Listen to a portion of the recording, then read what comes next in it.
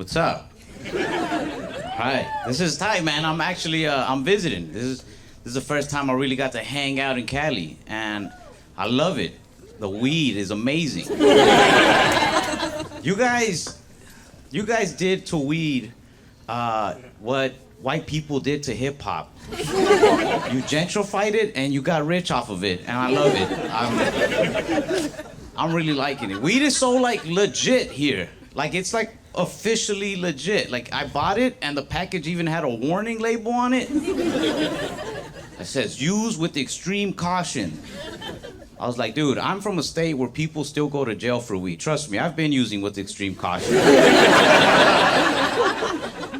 I came here to not use caution. It's cool, man. I'm really enjoying it. My buddy was telling me though, he's like, yeah, a lot of people still don't buy from dispensaries. They rather go to a dealer because dispensaries tax so much. So there's actually been an increase in drug dealers' profits, you know, which proves like the only thing us Americans hate more than drug dealers is paying taxes. At least we know where the dollar's going, right? Mexico. Nah.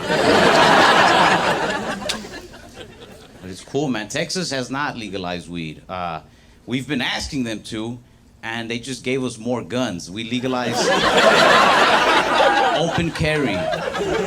We were like, we just want to carry weed. They're like, how about carry a bazooka? I was like, I don't want to. It's like, no license needed.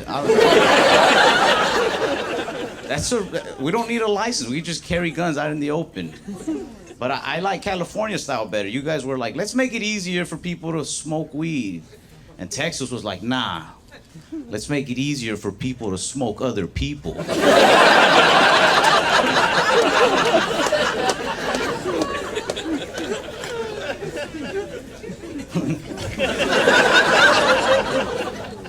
Actually, a while back, I had two friends go to prison for selling drugs. And don't worry, the story gets better. Not for them, they're in prison, but for me, I got material out of it. I like it. When drug dealers call you from prison, they always ask the same question. They're always like, who would have thought I'd go from driving the Benz to sleeping in a cell? Everybody. That's why we asked you to stop. They asked me not to talk about this stuff on stage, but the way I see it, for the next 5 to 7, I can say what I want. When they were dealing like small-time drugs like weed and stuff, we didn't really care. But when they started moving to heavier things, we sat down, one of our friends, and we had like a real serious talk. Like, hey man, don't go down this route, because nobody wants to see you get, locked up or killed. And then he started taking us out to eat to really nice restaurants. And we were all just like, heroin's not that bad.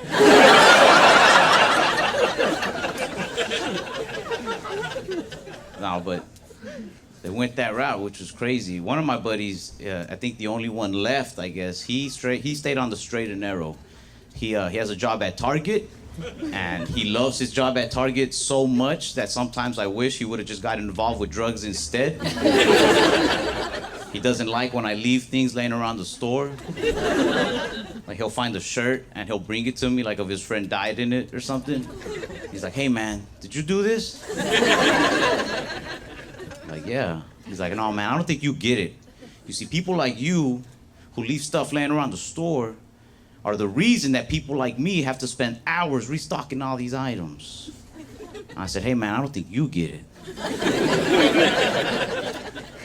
I think people like me are the reason people like you have a job. You're welcome, you work for me now.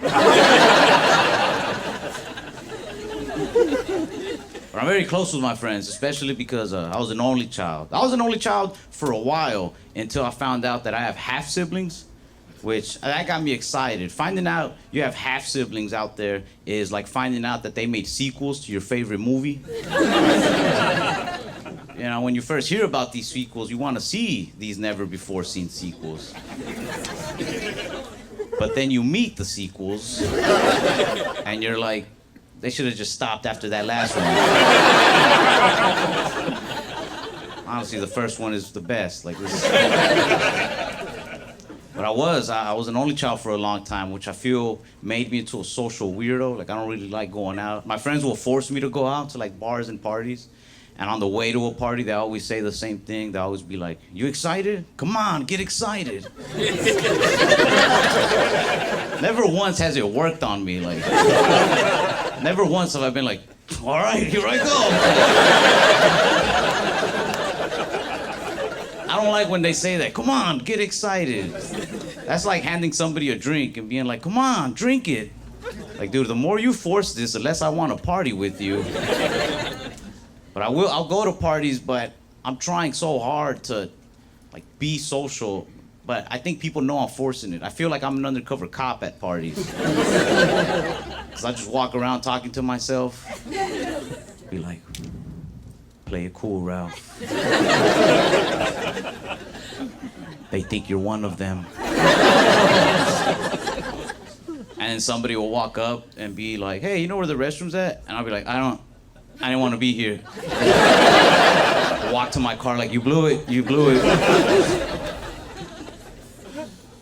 I'm not very big on the whole social media thing either. People don't do strange things on there often, but sometimes they get a little too social, and I'm like, I'm out. Like I pull the plug on Instagram, and it'll be normal stuff. It'll just get a little too weird to me. Like this guy messaged me. He was like, "Hey man, I saw you posted a picture eating pizza, and I wanted to ask you, where'd you get that pizza at?" And I didn't say anything right away, so he sent a follow-up message. He was like, "Hey man, I hope you're not planning on ignoring me." I was like, I wasn't, but now that you said the creepiest message ever, I'm deleting my Instagram. Sometimes people just get straight weird. Like one guy sent me a message on Instagram and I never opened it. So then he sent me the exact same message again on Facebook. That's like if you hit on a girl, she rejected you, and then you went home and changed your shirt and hit on her again. Now you're just weird in two different colors. I see a lot of girls post their Cash App on Instagram. Yeah, they won't even post naked. They'll just post their Cash App like, "Hey, in case anybody wants to send money." Which I don't think there's anything wrong with that. There's just this one girl that I didn't like. She posted her Cash App, and then under it, it said, "Don't be one of those lame guys who only sends like $4. I didn't even know her, but that made me so mad, I sent her a message. I was like, "Hey, I'm gonna need my $4 back."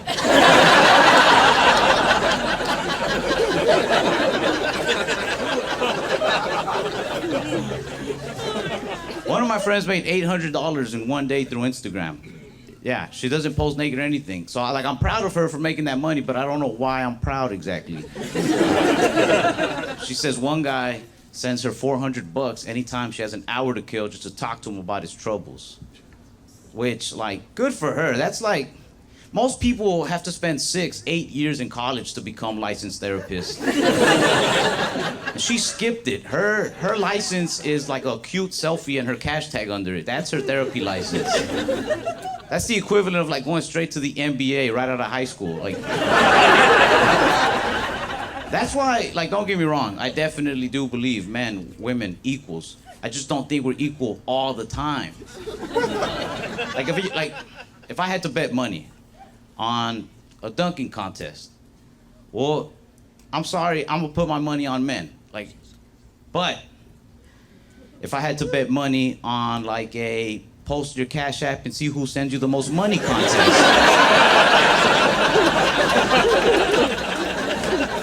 I've already given the women my last $4. Hey, I'm Ralph Barbosa. Thank you guys so much. I just got fired, but I've been telling people I got laid off. That's the move. You can't say fired. You got to say laid off. Because when you say laid off, your friends actually have sympathy for you. They're like, "Oh, don't worry about it. You land on your feet." When you say you got fired, all they have for you is questions. Like, what happened? What'd you do? And I'd answer those questions if I had a cool answer. If I could say something like, "Oh, dude, they caught me vaping in the handicap stall. They caught me jerking off in the handicap stall. But I gotta look them dead in the face and just be like, oh, dude, they told me I was a bad culture fit. You know? It's true, though, I am. I'm like a facilitator of workplace hatred. That's like my thing. I'm like the last guy you want to see in a break room, truly. If you're having a bad day, I'm just gonna pile on, really.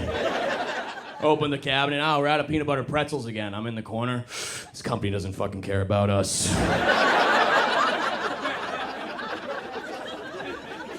Look, I can't be the only person that actively roots against their company to fail, right? Look, paycheck is nice and all, but wouldn't you just like to see it all burn? It's a startup. Who would miss it, right?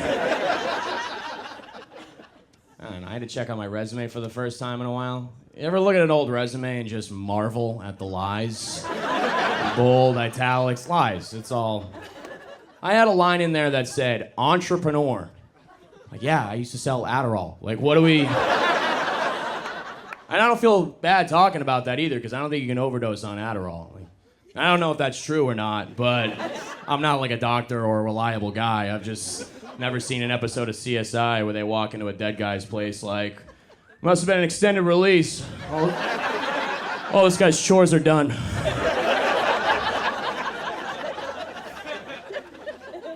I had to go to a bunch of job interviews, and I thought I'd be cruising through job interviews. You know, I'm a smart guy. I got a lot of charisma. I thought it'd be easy.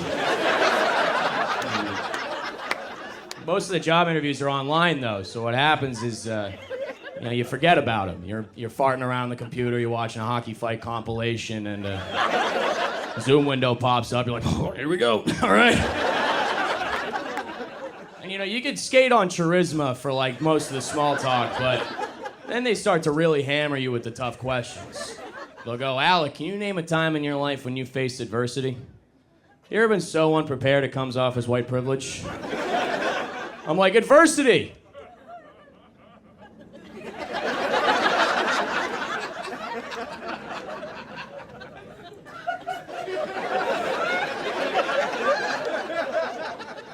And then you slam the screen shut and blame the Wi-Fi. That's the move. Would you want me to wait and be like, oh, you know, this one time at sailing camp, there wasn't any wind. Like, I'm gonna blame the Wi-Fi. I got a temporary job right now. I'm a substitute teacher. Yeah, if you ever wanted to find out how your friends really feel about you, just tell them that you're teaching. So they'll just say things to your face like, wow, they must really need people, huh? Like, yeah, there's a shortage of heroes right now, actually. It's always your buddies that work in like tech sales or something. And I would never say that to them about their jobs. I'd never be like, wow, they must really need a washed up D3 athlete with a coke problem, huh?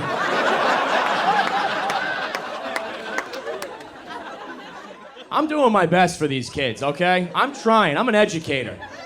It is tough. I did a whole lesson on apostrophes the other day. I think it was all wrong. I think the whole thing was wrong. They're asking me, like, how do I know if it's possessive?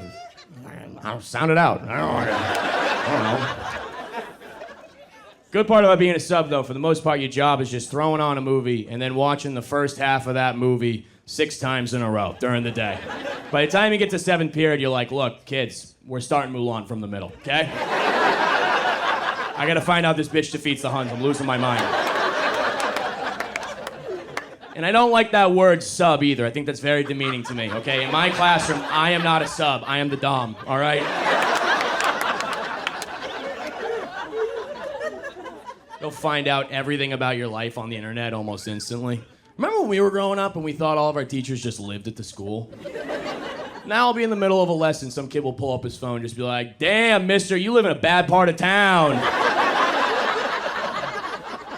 I had some kid comment on a comedy promo of me and he just said, your ass. I was like, Eric, this needs an apostrophe, dude. Come on.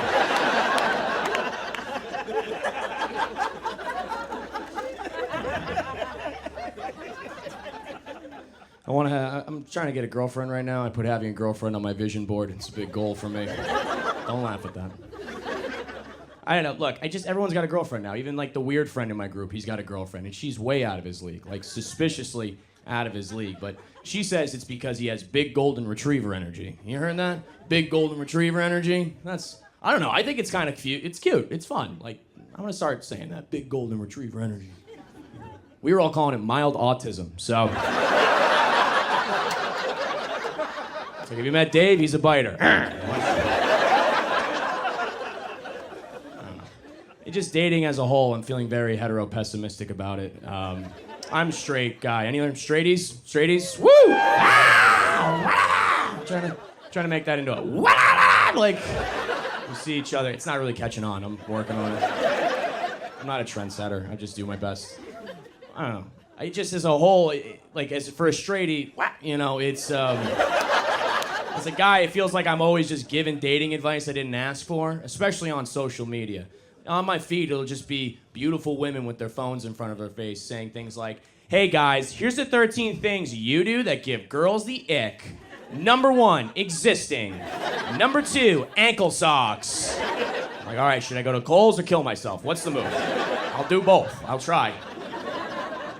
The sad part is, though, the flip side of that coin is the alpha male content. The guys with the aviators smoking the cigars being like, how value men are bred to be hunters. Are you ready to hunt for your prey? It's like, no, dude, I'm gonna make like pizza rolls or something. I hate all that alpha male content, dude. It's very toxic. And especially it sucks when your friends do it. Like I had a buddy, he posted an Instagram that said, when she broke up with you, she made a bet on your future. Make sure she loses that bet. I'm like, are you about to shoot up a casino? What are you talking about?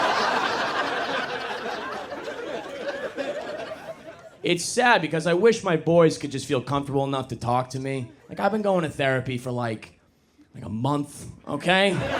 I'm an emotional intelligence brown belt at this point, all right? I got moves, dude. You want to kill yourself? You try going for a walk, my man? What about breathing, huh? I don't know. I could use those tips, though. I'm not great. I had a girl over my place the other night for a movie night, and I picked out the movie. About halfway through, she starts kissing my neck a little bit. You know, hand starts going around my belt. So I press pause, and I'm like, hey, what's up? You don't like the movie? What's going on?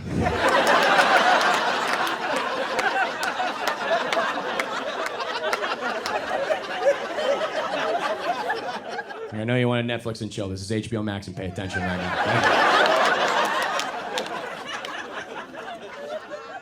And like, I get it, she wants to get into it on the first date. It's very fun and all, but I'm going slow in this hookup culture now because I've noticed that although we're more likely to hook up on the first date, these hookups are turning into things that are a little bit more physical than for my liking. Like, I'm a kinky guy, I get it, okay? But it's a little bit different when we have a couple margaritas, you come back to my place, and there's a lot of slapping, spitting, choking, pulling, grabbing, things of that. I'm going on these Hinge dates, I'm ending up in cage fights. Is this happening to people?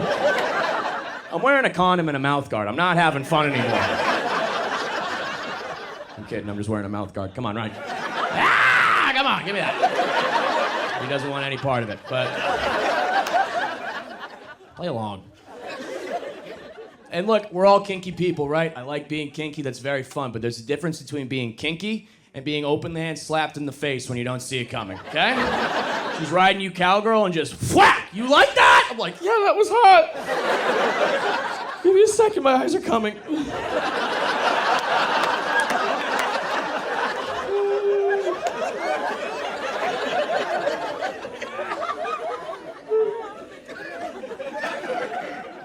And it's like, what do I say to my boys when I've had an encounter like this? Because normally, sex is a very high-five situation. We go back, we're pumped about it, we're stoked.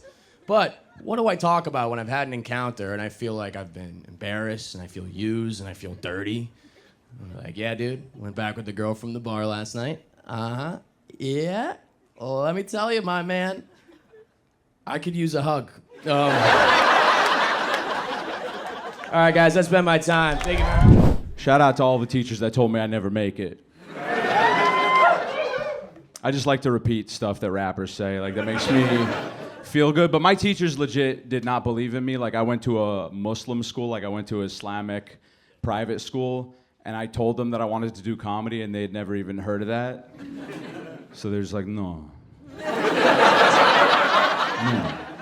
You want people to laugh at Muslims? I was like, yeah, kinda, yeah. I had another teacher who was also the imam. He was like the religious leader, and he found out that I wanted to do comedy, and he took me aside in like a private moment, and he said, "You want to be a funny guy, huh? You think this life is funny, my friend? Fun and games? When you see the power of Allah on the day of judgment, brother, you will not be laughing." And I was just like, I'm still gonna do it.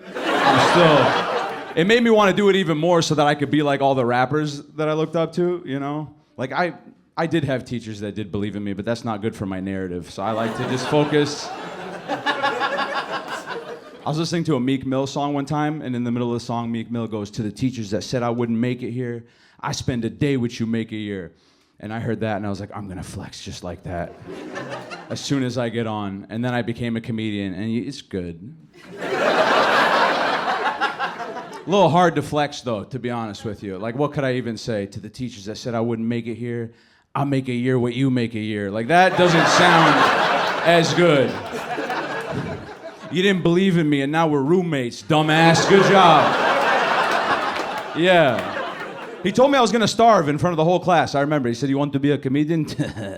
You're going to be very hungry, my friend." And I wish he could see me now. I'd be like, "Bro, I've never been hungry a single day in my life because I still live with my parents, asshole. Did you think about that?" No, you didn't. I'm never hungry. My mom cuts me fruit all the time.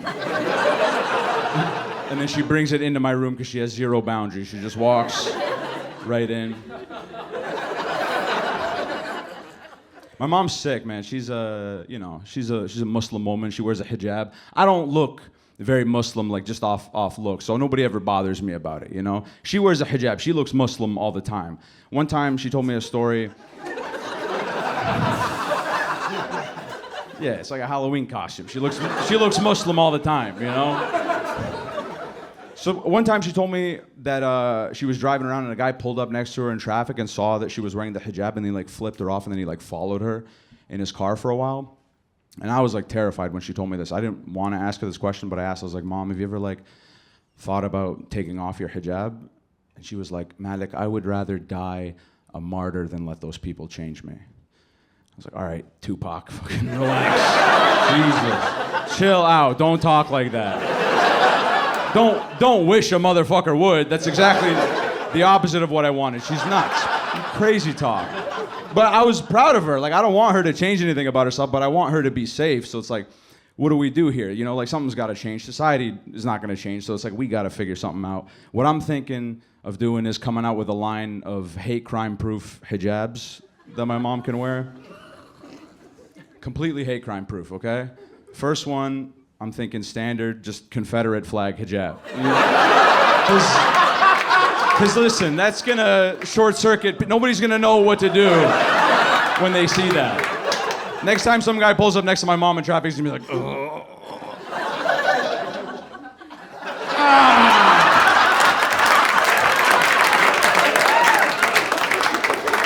She got us. She wore the piece of cloth that we like. And this is another one. This is a prototype. I don't know if it's ready for the streets just yet, but all white hijab, but just a little bit pointy in the back. Just a little bit pointy. Not all the way, but just deceptively pointy, just for some peace of mind.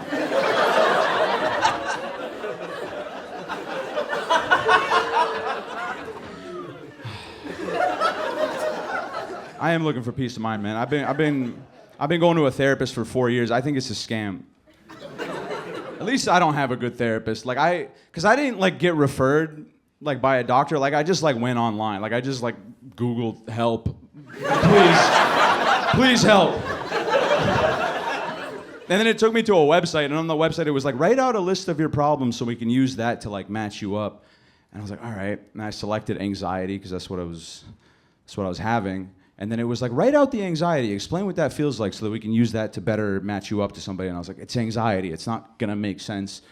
I was like, okay, I'm not as good of a Muslim as I was raised to be, but I still feel like a good person, you know? And I feel conflicted because in school, they taught us that everything is written before we're even born. Like all my decisions are made for me. So it's like, am I just doomed to make these mistakes that God wrote for me? Like what if Allah judges me unfairly?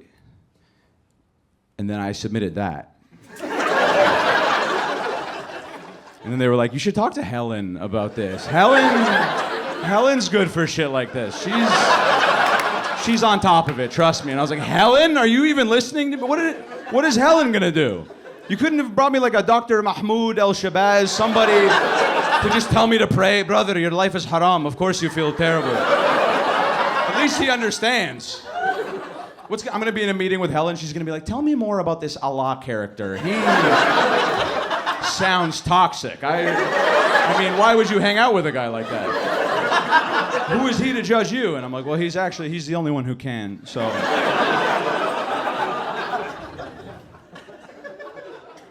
And that's my therapist, Helen. I've been with Helen for about 4 years.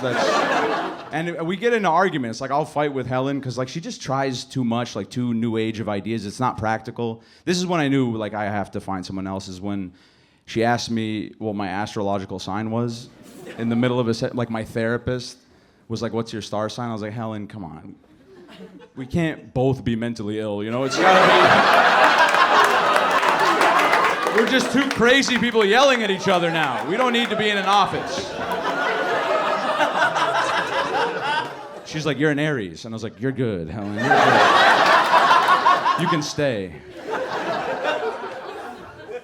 Yeah, I'm working on, you know, because I get angry a lot, so I'm trying to figure out, like, what's good, what's the right thing to get angry about. Because I'll, like, you know, there's stuff that's, like, not worth it to get angry about. Like, it's just...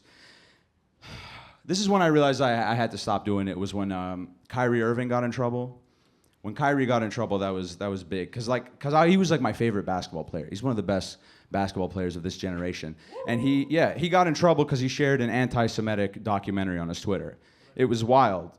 Like, he, you know, like, in the documentary, like, denied the Holocaust. It was, like, nuts. And, like, they wanted to kick him out of the NBA, and I agreed. I'm like, this is bullshit. There's no place for that. But then I caught myself in the middle of it, and I was like, wait a second. Why am I even mad at this guy? A year before this, he said he thought the earth was flat. Like, if a guy tells you that he thinks the earth is flat, don't ask him about the Jews. Like, what are you doing? What did you think he was going to say? If you walked in on your girlfriend cheating on you, you don't need to be like, let me see your phone. Unlock your phone. I can see. The way this guy's hitting it from the back, you're lying. I can tell. There's no woke flat earthers. There's nobody who's like, the earth is flat, but, you know, I love everybody on it. We're all doing our best on this frisbee ride in space, man. That's traveling upwards to simulate gravity. We're all doing our best, and we got to pay attention because it's heating up. The disk is heating up. And the water's going to rise. It's going to pour off the sides. We got to be careful. People don't usually double up on causes like that. They're like, the earth is flat and there's too many Filipinos on it, and it's going to tip over if we don't find the edge that the Jews are hiding from us and push the... Like, who cares? He's a basketball player. It doesn't... He's not making the rules. Kanye was the same thing. That was tough for me when Kanye got in trouble. Because I've been a Kanye apologist my whole life. Every time Kanye said something stupid, I was always the guy in the back of the room being like, just wait for the album, bro. Like, you don't get it. He's in the future. You're not an artist. How could you get it? And then he was like, I'm gonna go DEFCON 3 on the Jews. And I was like, this better be a good album. This sounds like the past, yeah, to be honest with you.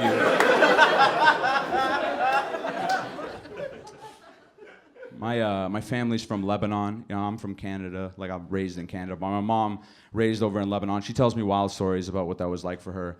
In 1982, Israel invaded Lebanon. So my mom grew up with, like, Israeli tanks rolling through her village. Like, they used to come into the house and do check stops all the time. It's a crazy way to grow up. One day, the Israeli military fired a missile at my grandma's house, and it broke through the wall and just landed inside and just spun out. And they just all had to, like, just didn't explode. The missile just did not go off. And they all just had to, like, back away from the missile and just, like, pray that nothing happened. And then the Israeli military just came and, like, scooped it up. They're like, sorry about that. And then they just took it and left.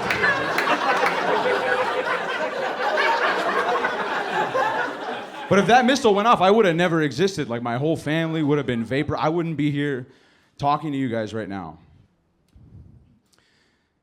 So I still listen to Kanye sometimes, you know? Like, I feel that's fair.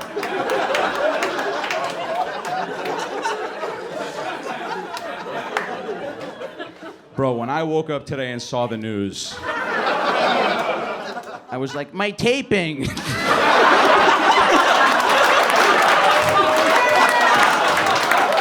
guys are a dope crowd. That's good, thank God. Bro, I swear, if I'm lucky, bro, my luck, Kanye's gonna drop tonight. He's gonna drop the most racist album you've ever heard.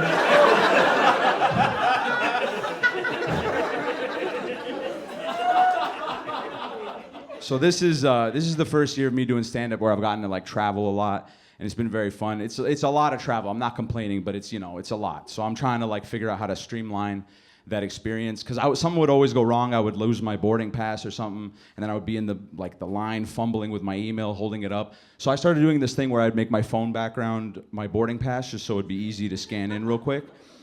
But I also do this thing where sometimes before I come on stages, I make my phone background like a list of my jokes, just so it's easy for me to reference, just like 1 or 2 words to remind me. And I forgot to switch it. And I just went to get on the plane. I just showed like a nice lady that works at the airport a list that said Islamic school, prove them all wrong. Bulletproof hijab. My therapist is the crazy one. And Israel payback. And I was just sitting there like, oh, no. I think that stuff's funny. Thank you guys very much. My name's Derek Stroop. Nice to meet you. I'm originally from Alabama. I moved to Denver about 9 years ago to experience real time travel. We'll talk about that a little bit. Let me tell you, I like to just introduce myself up top, get to know each other a little bit, let you know how I got into comedy, okay? I got in the way that you're supposed to, all right? The hard way. 12 years ago, I got 2 DUIs, all right? Now, y'all listen to me. If you want funny comedians, you got to have some that's seen a checkpoint. And listen, I've turned it all around since then. I don't drink anymore. My life's changed. All the things that y'all want to hear have happened, okay? And I usually don't talk about it because I'm ashamed of it. But now that there's a little space between me and these DUIs, I'd like to circle back and say some shit. I'd like to defend myself because I got my DUIs back when we were still earning them, okay? No, there was no Uber or Lyft, all right? If you're under the age of 28, you don't know what it's like to be stranded. You've never been at a house party and watched your DD black out. You've never seen that. You don't know how scary that is. Tyler promised us he was going to be sober. Tyler lied. Stuck at a stranger's house, you don't know how you're going to get home. You've never earned it. Sleeping in a cold sunroom, using a rug as a blanket, it's terrifying. Y'all have been there. Laying in the floor, you're like, will sunlight ever come? I don't know. All y'all, if you're under the age of 28, you don't know what you get to go home when you want. Kings and queens of the Irish goodbye, you've never been stuck in a kitchen going through a stranger's pantry before. Because you couldn't leave because you're stuck. We didn't drive drunk because we wanted to. Look at me.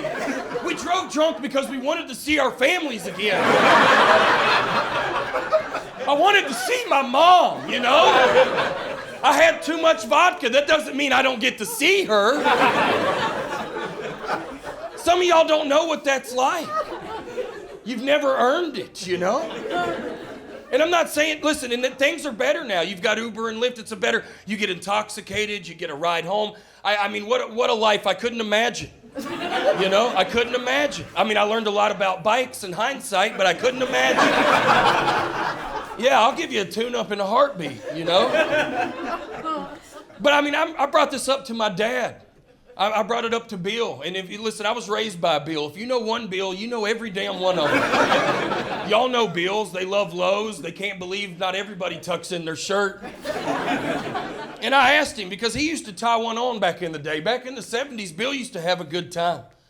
I said, Bill, could you imagine being at a party and then you drinking and knowing for sure some guy named Marcus was going to pull up in a Nissan Sentra with 2 bottles of water playing your favorite radio station? I was like, Bill, how drunk would y'all have gotten, man? And he was like, son, we would have shit our pants.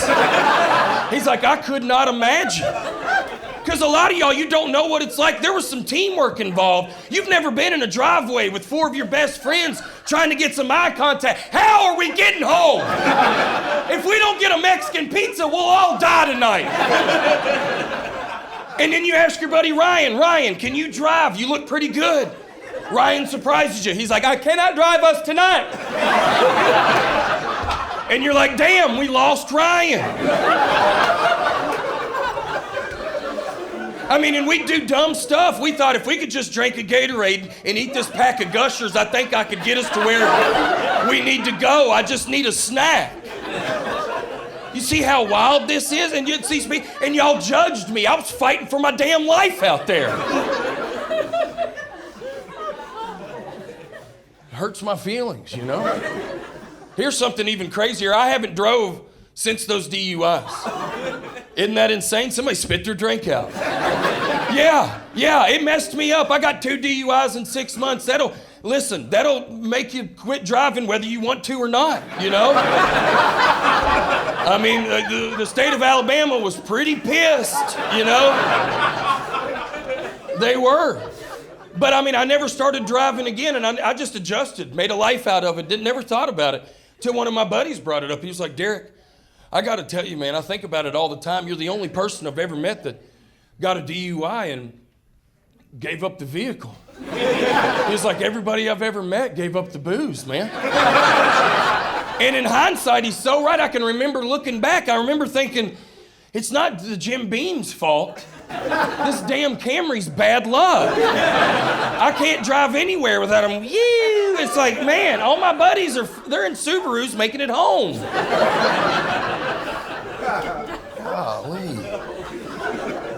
I don't know. You know, listen, I just talk about things that are on my heart, you know? I'm a 90s kid, you know, born in the 80s. Some people don't understand that. They think if they were born in 93, they're a 90s kid. You're a dumbass. You got to be born in the 80s to be a 90s kid. You don't remember Nickelodeon like we do. And let me tell you, and I was thinking about this the other day. There's something that we had in the 90s that they took from us that they should bring back. And it's titty twisters. No, y'all listen to me. No, I'm serious. If you're a 90s kid, it was rampant back then. I mean, we had to keep our head on a swivel. You'd be at Mama's house just cruising through the living room and your cousin would reach out and light your ass up. And then they'd get you with another one. They'd have both nipples and they'd go, hey, Derek, jumper cables, you know? And I'd be like, hey, Ricky, I can't feel my balls, buddy, you know? And they'd be doing it so hard, you'd learn a little bit about yourself. You're like, I don't hate it, but you're rough. God, you are rough, Ricky, you're rough. But it's just a game that we should bring back. This younger generation could use some titty twisters.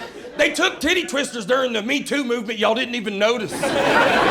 They took you here, they took you there, they took these from us. This younger generation is an aloof group of kids. They haven't looked up from their phones in 4 or 5 months. We start reaching out and giving them a few of these, and I bet you they start looking around. I bet you they start peeking around some corners, you know? And next time your nephew's being a rascal, reach out and give him one. Now these kids, listen to me, y'all. This is good stuff. These kids are gonna be surprised. They've never heard of this game before. They've never heard of titty twisters, and it's a pretty soft generation. You're gonna get some safe space, okay? Do not let go of their nipple. I'm serious. I've had them try to run. Some of them will try to roll. Let them roll. Listen, we've got enough baristas. We need some more iron workers, y'all. You gotta tell you, they try to stand up, you're gonna join the union, okay? You're gonna learn how to make your own lunch. We gotta toughen these kids up. Just another example. I mean, the games in the 90s were insane. We didn't have the internet. 90s kids were the last generation before the internet. And all the games before us were terrible. I mean, I asked my mom, what'd y'all play growing up? She said, kick the can. I was like, that's a sad story, Stacy. I mean, that's a game I wouldn't even be able to play in Colorado. You'd have 6 hipsters show up. Pick up the can! This is how we lost the damn dinosaurs. You wouldn't be able to play that. Some of y'all over the age of 45 had some of the dumbest games ever. You thought tetherball was the lights out game. That's a ball, a pole, and a rope. You're an idiot just standing there in the yard smacking a ball around. You can't believe it keeps coming back to you. This shit's electric. It's because we didn't have internet yet. I mean, I can remember growing up, I'd ring people's doorbells and take off and jump in the ditch. It felt like drugs, y'all. I mean, I'd ring 3 or 4 doorbells. I'd be sitting in a ditch and I'd be like, I'm a gang member now. I got the whole subdivision upside down right now. Just silly games that were fun back then. Duck, Duck, Goose hit hard in the 90s. Y'all remember that? I mean, I'm telling you, I wasn't the goose you wanted. I can promise you that. Don't come tap my head, because I'm on your ass. You know what I'm saying? I mean, I was tight around that circle. I had ponytails off my knees. I was tight around that. This ain't the goose you want, buddy. It's just wild, the games, man. I do think that 90s kids came up with the wildest game ever. I remember it well. It was like 1999. I was in the 5th or 6th grade, sitting there talking to a girl I had a crush on. I was trying to tell her I had a 4-wheeler because I knew that'd move things along. And about that time, my best friend came up and just yanked my pants to the ground. Y'all remember this? This game was lawless. It didn't make any sense. A bunch of middle schoolers going around and just yanking each other's pants down. And it went on. There was a little curiosity in there. I think in hindsight, some of us hate to admit that. It didn't make any sense. You'd just be hanging out with your buddy and he'd be like, let's take a look at that, you know? Isn't that wild? And they tried to like deflect it, you know? I can remember well, you'd be standing there, they'd pull your pants down and go, you're gay, and take off running. You're like, how am I gay? You just pulled my pants. No, that happened so fast. You don't get to do that and run away. We just went fishing together.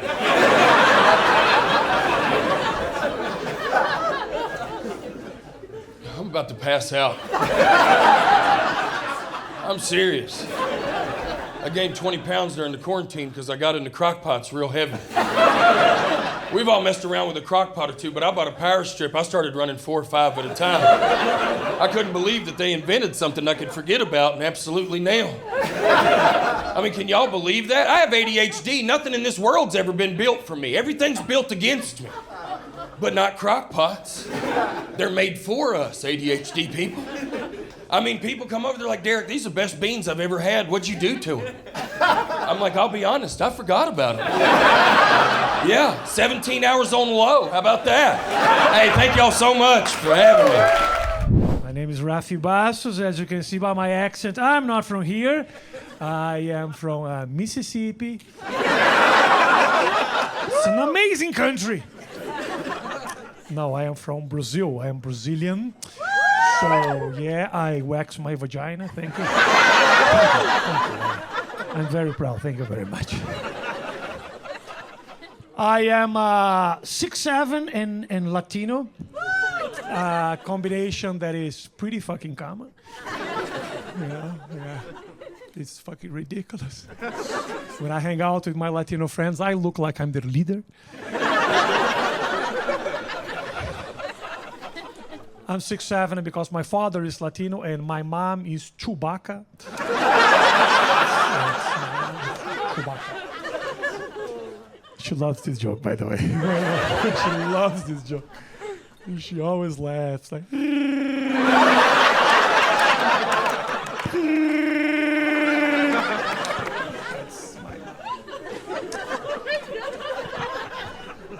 People don't believe that I am Latino. People look at me, think that I'm a drug dealer from Croatia. I don't understand why. It's because my passport says that I'm Latino, but my accent says I'm Dracula. Maybe that's why. People really don't believe that I am Latino. Let me tell you a story. I got an Uber the other day, okay, with an Asian lady. She heard my accent on the phone. She got a little curious to know where I was from. So she asked me, where are you from? And I said, I'm from Brazil, I'm Latino. And she said, no, you're fucking not. You are fucking not. So if you're Latino, prove it to me. So I robbed her. I robbed her.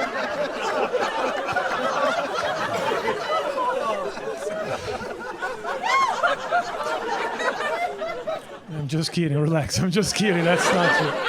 That's not true. I'm just kidding. I stabbed her. She's dead now. She's dead, and we can all laugh. It's okay. I come from a tropical country, so of course I hate your fucking weather so much. I hate your weather. I don't get it. You know, I live in New York. Man, it's incomprehensible. Oh, thank you. Yeah. I come from Brazil. I don't care. It's New York. Fucking sucks. I don't. The other day was 30 degrees in New York. 30 degrees. Like very cold. Next day, 40 degrees. Much colder. What the fuck is going on? What the fuck? So then I scrolled down on my phone and I saw this little information. 40 degrees feels like 18.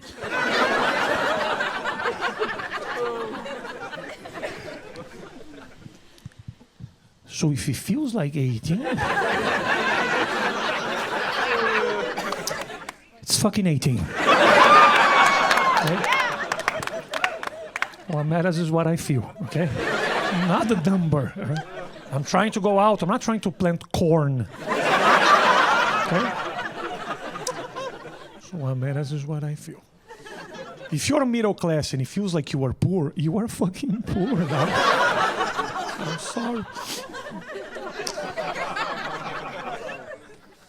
I arrived here 3 years ago, still learning the language. English is a very difficult language. And you guys make English even more difficult than it should be. I don't know why. I saw the other day a person saying, "Don't call me he or she, call me they." And I was like, what the fuck? It took me 3 years to learn I am, you are, he is, she is. I worked very hard on this. So change your gender, but don't change your grammar, please. Don't. Not your grammar, because it's confusing. Be whoever you want. This is a free country, and this is amazing, but this whole gender-neutral pronoun is confusing for me. You know? Let me tell you a story. I invited a friend to have dinner at my house the other day. And he was like, "Oh, I'm bringing a friend." And I said, "Of course, bring him." He was like, No. Bring them. So I bought a lot of food.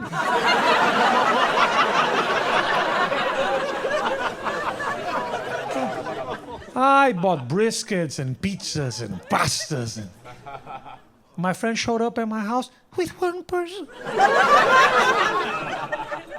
So I said, "Where are they?"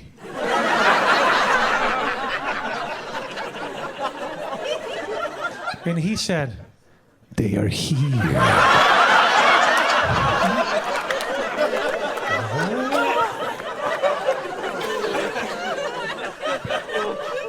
So you tell them that they are gonna eat all of this fucking food.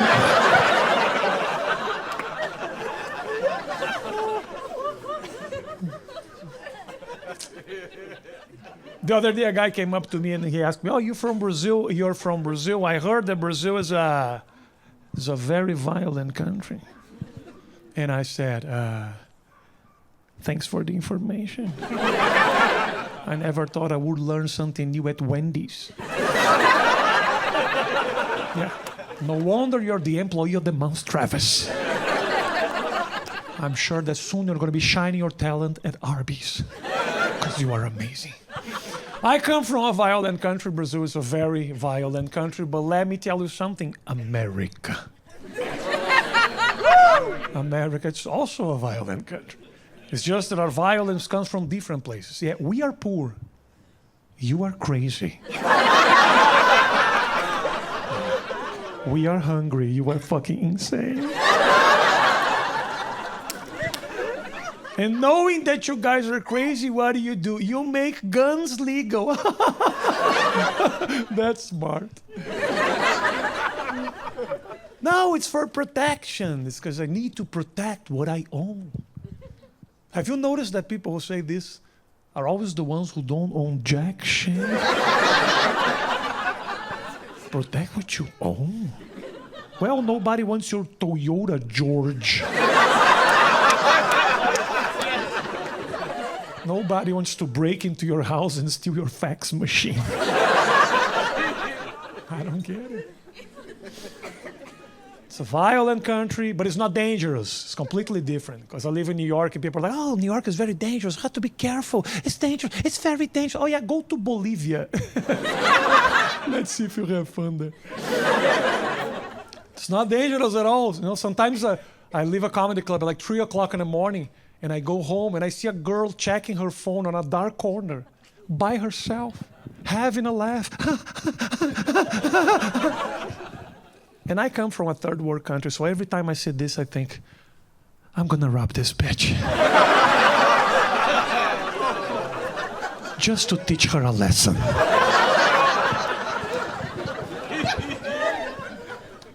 It's not dangerous, no. You guys are just obsessed with violence, you know. You guys in this country, you guys shoot guns for fun. That's fucking weird. Let me tell you, I was in Vegas the other day, okay? And my friend was like, you know what, let's shoot some guns. And I said, okay, so who are we killing today?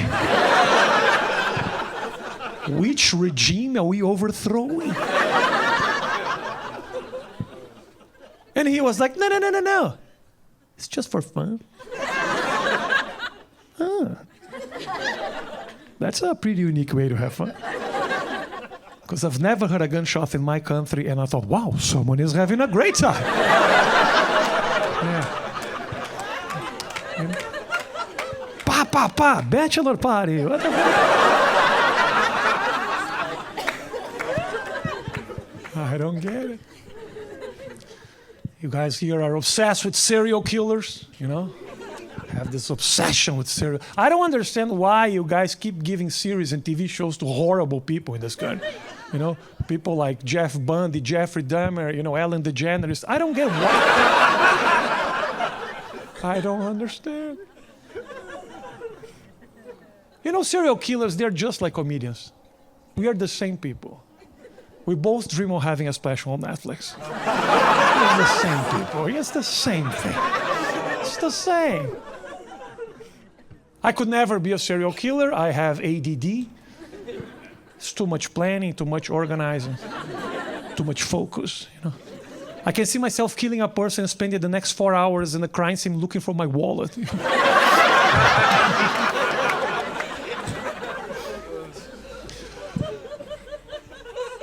Guys, I'm still learning, and that's the thing, you know. I come here to this country to learn a lot, and every day I learn something new.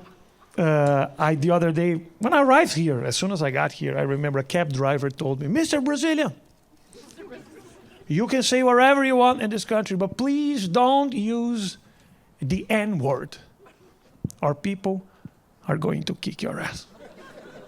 But he never told me what the N-word was. What a fucking mystery. So the past 3 years, I have been avoiding all words that starts with the letter A. Which is making my life pretty fucking hard. The other day, a very beautiful and strong man came up to me and he said, can I fuck your ass? And I was like,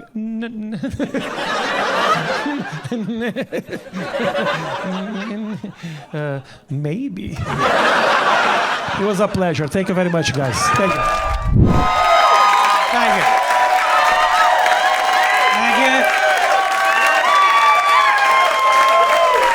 I started walking towards the stage 3 comics ago. 40 years ago, when I started doing stand-up, everyone told me it was a great way to meet women. We'll see. I joined a dating site for people my age called Carbon Dating.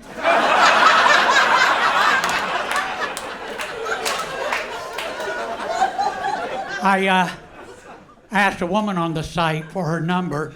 She told me it was 140/95.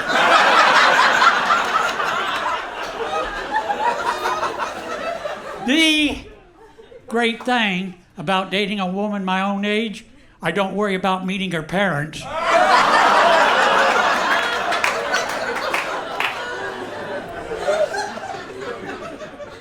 Before I got my hearing aids, my crowd work was terrible. I asked an audience member where he was from. He said, my mama. I heard Miami and said I'd been there.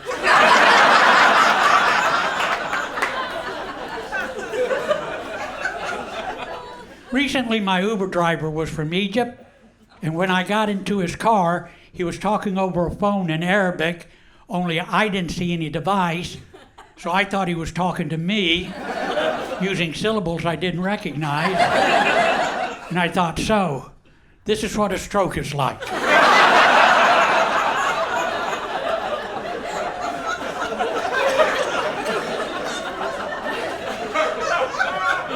I've become clumsy in my old age. Anybody ever drop their phone in the toilet? There you go. I did, and after I did, I put my phone in a bag of rice. Anybody ever drop a bag of rice in the toilet?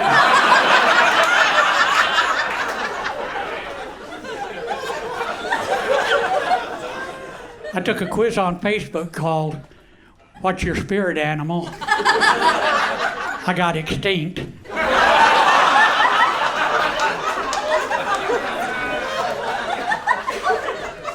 I had a colonoscopy, and when it was over, they said, we'll see you in 10 years.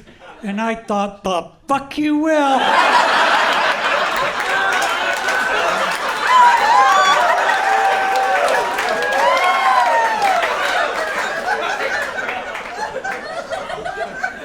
I tried using that face aging app.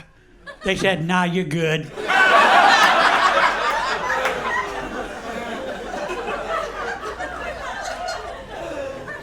I'm a gamer. Do we have any gamers? What's your game? Rocket League. I'm sorry? Rocket League. Rocket League. Tic-tac-toe.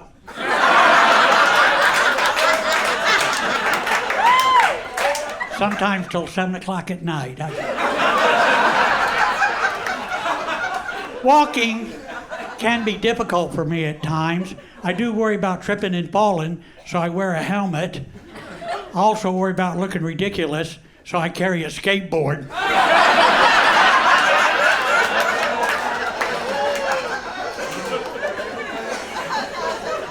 I used to smoke cigarettes. I was a heavy smoker. I would even smoke when I went jogging, which is stupid, of course. So I quit jogging. I love smoking cigarettes. I'd smoke after sex. I'd smoke during sex. Sometimes I would skip sex and just smoke cigarettes. I'm officially an old man. I give unwanted advice to total strangers. I told a kid to pull his pants up. His underwear was showing. He mocked me, tried to give me a wedgie. But the joke was on him. I was wearing the pins.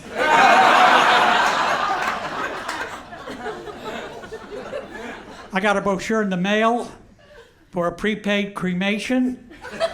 No, it's a great deal. If you die in a fire, you get half your money back.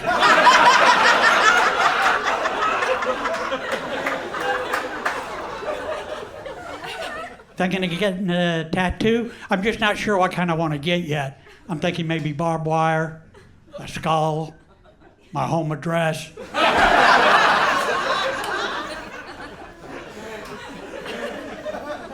It's tough getting older. Went into an antique store, they wouldn't let me leave.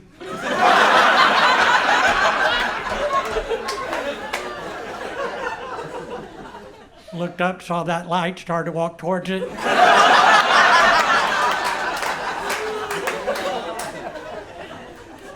I asked Siri a question about my life expectancy, and she changed the subject.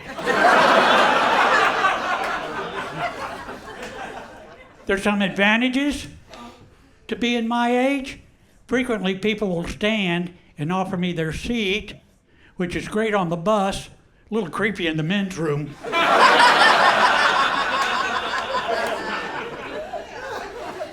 I'm from Houston, Texas, and I can now ride the city buses of Houston for free which is great news for the women of Houston.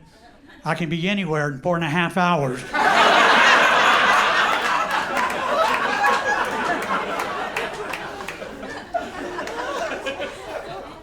I went to the doctor because I thought I had arthritis. I don't. I have early onset rigor mortis.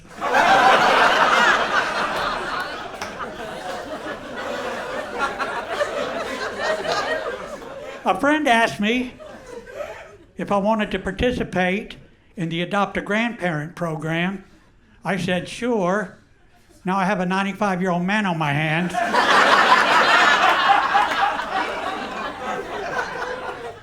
I'd love to be a grandfather, but I don't even have children. I need to get busy. Ladies, if you're ever in Houston, I can be anywhere in 4.5 hours.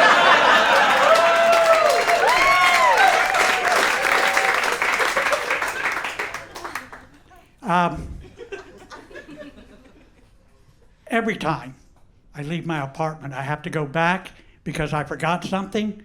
Tonight I reached for my wallet and wouldn't you know it, I'd forgotten my pants. I found this new technique which has improved my memory. I've quit listening to people, so I have less crap to remember. I am a recovering alcoholic. I have 36 years sobriety. Thank you. There were a lot of one-night stands back in the day. Here's how it would go. I would get drunk, meet a woman, go back to my place, have sex, call myself a cab, leave, remember it was my place. One night that lady asked me to spank her. I asked her why. She said I'm into discipline. So instead of spanking her, I made her go stand in the corner. That was a difficult relationship. She had multiple personalities, and I'm bad with names.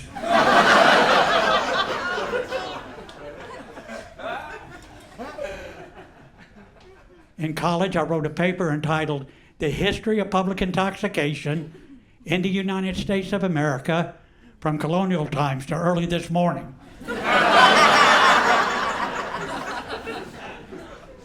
I flunked out of college twice. First time because I was a drunk. Second time I was sober, but the shit was hard.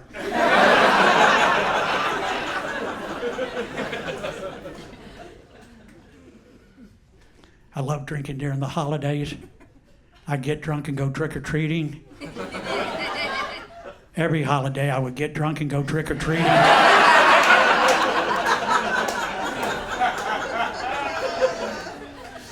I love drinking before a show. Not my show, Good Morning America. I got arrested once for drunk driving. Not only was I drunk, but I'd been smoking hash. When I took the breathalyzer test, I inhaled, tried to pass it to the cop.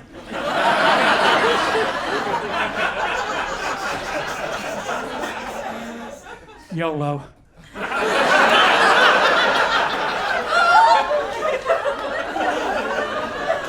So I was arrested, pled guilty. For my community service, I left the community.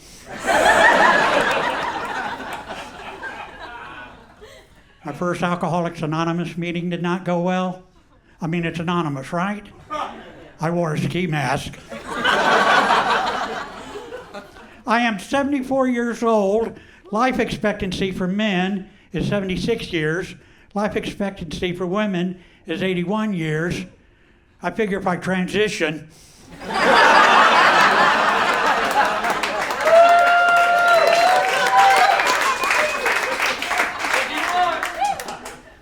I just paid off my student loan. Y'all been in the light. Thank you very much. It's good to be here. A little bit about me. I'm single. It's my fault. I'll admit it, you know. I'm emotionally unavailable. I'm a bad communicator. I got an Android phone. Apparently that's bad or something. Anyone else here got an Android? Just me? Yeah? You got an Android? Dog, we the most discriminated group in America. If you have an iPhone, you racist and you know it. You prejudiced pieces of shit. Dog, y'all just freak the fuck out. Every time I go in a group chat, y'all act like we're trying to integrate an all-white school. You freak the fuck out. You act like we lowered the property value of shit. Like, all because of the color of our text? That's literally discrimination. Like, I get discriminated more for having an Android than for being black. It's true. It's true. If I got shot by the cops because I thought my phone was a gun, you would be upset. But if you found out it was an Android, you'd be like, well, I'm not gonna march for that guy. I hate people with iPhones. I do. I hate you motherfuckers. I hate y'all. Y'all walk around with this unearned confidence. Like your AirPods ain't dirty. Your AirPods are dirty. Clean your AirPods. Clean your fucking ears. That's why you can't hear Taylor Swift right, you know? People with fucking Androids, we don't even got AirPods. We got Raycons. Headphones made by Ray J. Brandy brother. You know? Anytime you put in the headphones, a little bit of the sex tape plays. It's awesome. You fucking your phone breaks, you take it to a genius. A genius. That nigga works at the mall. He is not no genius. He takes his lunch breaks at Cinnabon. You're like, hey, Einstein, can you fix my phone? But I get it, you know? I get it. Having an iPhone, that's just a fucking lifestyle, you know? It comes with all these goddamn perks. But having an Android, that's just a fucking personality. And that personality is fuck you. That's what that personality is. Because here's the real, I don't even like my phone. Nah, what I love about my phone is how much it pisses you off. That's what I love. I love that little bit of inconvenience it brings your whole fucking life. Just to talk to me, yeah. You want to send me a high quality photo? You better email that shit, bitch. You want to FaceTime me? You want to FaceTime me? Download WhatsApp, you thirsty slut. Go ahead, send me that voice note. I'm not going to get it for 3 days. And when I do, I'm going to respond back with a dry ass LOL. Period, lowercase, just to let you know I didn't think that shit was fucking funny. You goddamn troglodyte. But I'm single, you know. My friends are like, you're single because you're a nice guy. And I'm like, I'm not even fucking nice. I hate that fucking label, you know? Because there's always that dumb saying that nice guys finish last. I hate that saying, you know? So you telling me a nice guy's never pulled out a chair and gotten a kiss? A nice guy's never held the door open and gotten a girl's number? A nice guy's never walked an old lady across the street and then fucked that old lady? No. A nice guy's never given it to an old lady so good. So good that when she orgasms, she just disintegrates into a pile of dust.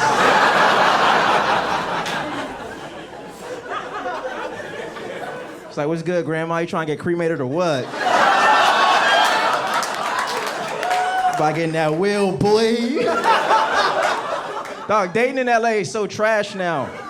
It's so fucking trash out here. Every girl's a fucking witch. What the fuck happened? You know what I'm talking about. Y'all into those moon circles and crystals and shit.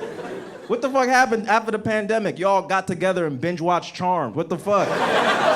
Y'all on your Matilda now for some reason. I've been on dates with actual witches, yeah.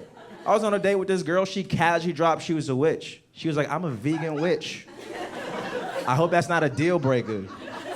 I was like, it is. I'm not dating no fucking witch. Dog, I just started dating white girls. You want me to date a witch?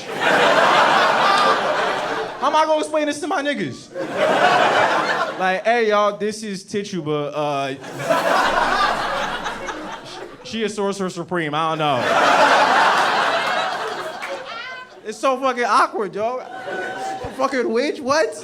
As a guy, I couldn't do that, you know? As a guy, I couldn't show up on a date and be like, what's up, girl? I'm a wizard. You gonna date that guy?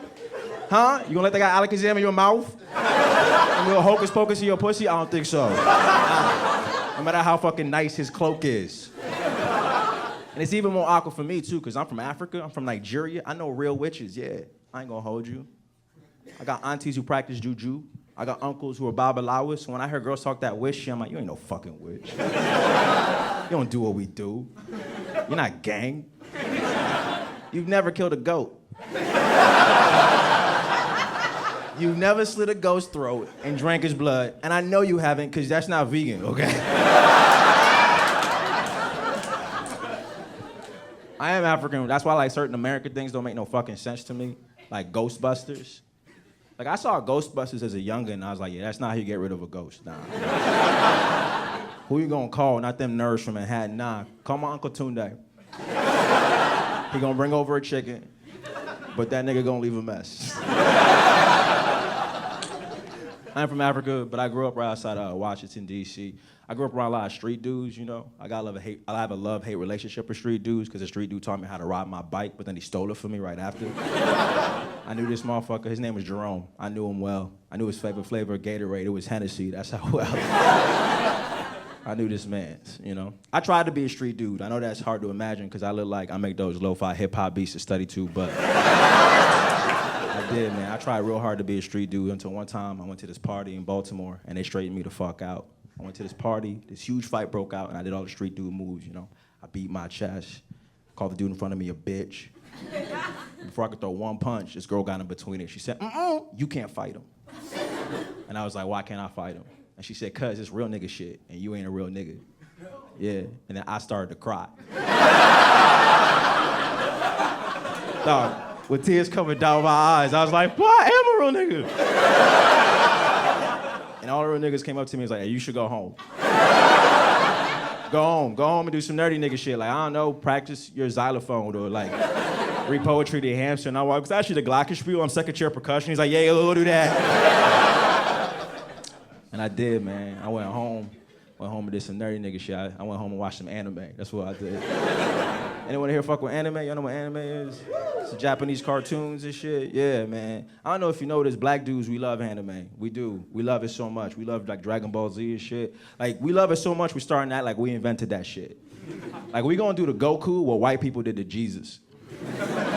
Like, we'll write up to Japanese people like, yo, Goku, nigga, now say something. I dare you. I fucking dare you. Anime heads are having a moment right now because, you know, back in the day, you couldn't talk about anime because everyone assumed you like hentai. And if you don't know what hentai is, you lying. You lying piece of shit. Why you fronting? You know damn well what hentai is. Yeah, I watch hentai. Yeah, I watch fucking hentai. I jerk off the cartoons. Y'all watch real people fuck. Gross. Y'all watch real people? What the fuck is your problem? You watch a motherfucker with a social security number give head to a nigga who has student loan debt? You're the loser, not me. I'm watching a Pokemon and a Digimon run a train on Sailor Moon. That's what I watch. You ever see Pikachu come? You ever see that shit?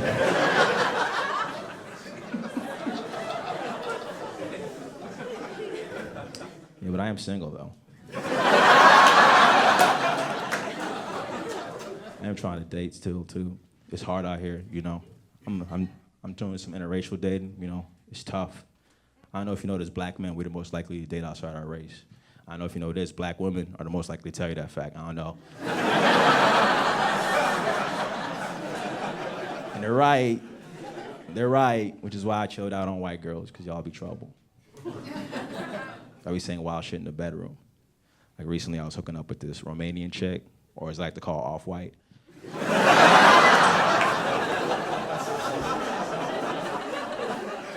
We was having sex, it was going cool, you know. I pulled out, came on her stomach, and then she looked down on my cum and she was like, I thought it'd be darker. Swear to God, dog. Swear to fucking God. And then she saw my reaction, she said, don't tell anyone I said that. And I was like, I'm gonna tell everybody. You think black dudes come black? Like this whole time I was giving you calamari dick this whole time? Like I just went Keystone Pipeline on your tummy. I was mad as shit. And I was driving home and I was like, wait, hold up. Why don't I come black? You know what I mean? You ever think about that? I'm asking y'all, I'm afraid to Google that shit. I feel like if I did, the first result would be from the most militant hotep dude being like, oh, you ready for the truth now? Brother? While you out here coming like the white man? All right, peace and love, that's my time. Keep going. Oh my God, you guys are a friendly crowd. I'm not used to friendly crowds. I teach high school English. You're like, we know, bitch. We see your cardigan. We get it. Before I became a teacher, I liked myself. I had friends and family, they would tell me I'm cool, that I'm funny. I learned very quickly I'm a dumb bitch. I ran into one of my mom's best friends at the grocery store the other day. I like this lady, I like to see her. And the first thing she said to me was, "So Liz, tell me, what is your absolute favorite thing about teaching?" And I felt so bad I had to tell her July. She thought I would say the kids or some bullshit. That's just not true. I thought we were done talking. She had another question. She was like, "Well, Liz, what do you do that entire summer off?" "I drink wine between naps, Cheryl." That's what I do. I teach Gen Z, and they're interesting because they'll respect your pronouns, but not you as a person.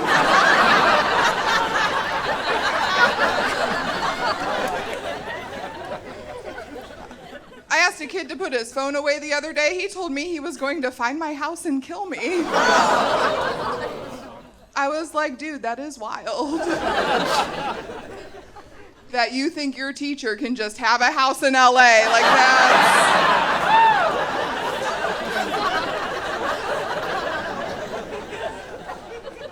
How are you gonna hate me and believe in me at the same time?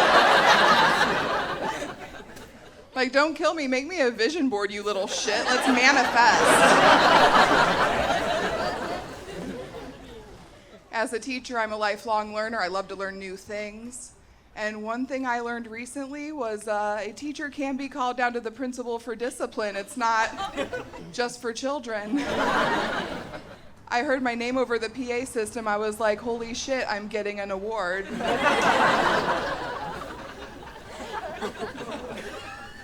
I walked down to the office. My principal was in the doorway awaiting my arrival. His face was red, his veins were popping out. He was visibly upset. Like, this is not how we greet award-winning faculty.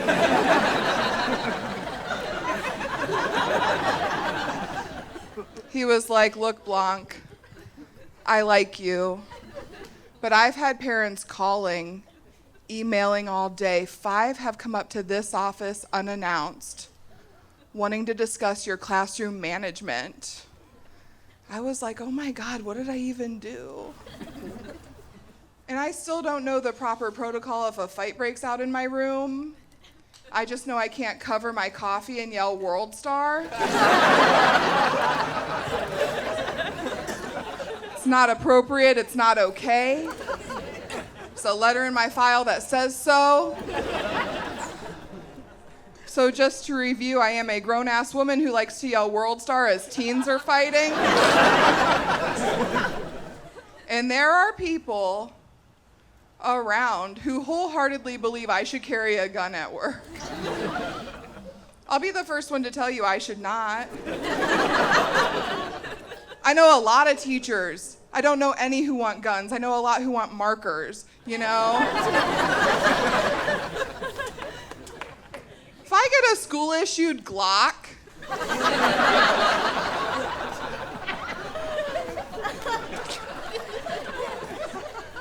and I'm still buying my own pencils,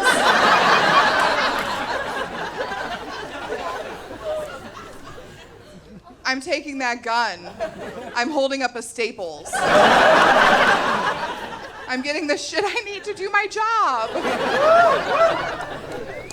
I read an article that stated teachers are expanding their role to becoming human shields. False. We did not volunteer as tribute. Not dying for anybody's shitty 17-year-old, I'll tell you that. I'm not a monster, I don't teach little kids, okay? 11th grade English, all my kids are like 16 and up. If something were to happen, I'd evacuate with them, I'd walk with them, I'd try to keep them all safe. Except for Antonio, he called me a bitch last week, I'm tripping him. Just one child left behind, you know? Please understand I'm kidding, okay? These are jokes. We'll never have a shooting at my school. Don't even have white kids.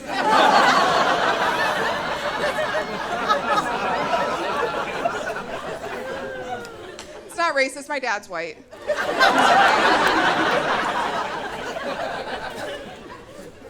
I had an older white gentleman follow me to my car after a show. He said to me, "Young lady, before you talk about white people again." I was like, "I'm not gonna tell him, I'm just gonna listen." He was like, "Before you talk about white people again, you need to walk a mile in my shoes." So I bought a pair of plain white New Balance. Easiest mile I've ever walked. It was fantastic. This is my first year working for a principal who's younger than me. And I just need to leave before I end up working for someone named Kaylee. Like, no, Principal Kaylee, my classroom is not a vibe. Please leave.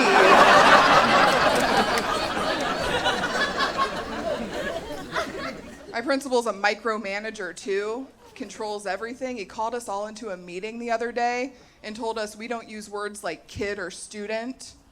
We call them scholars. I was like, all of them?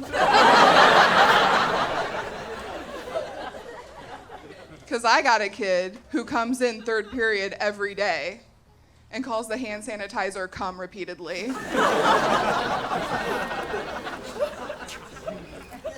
And I think we can all agree a scholar would call it semen, you know?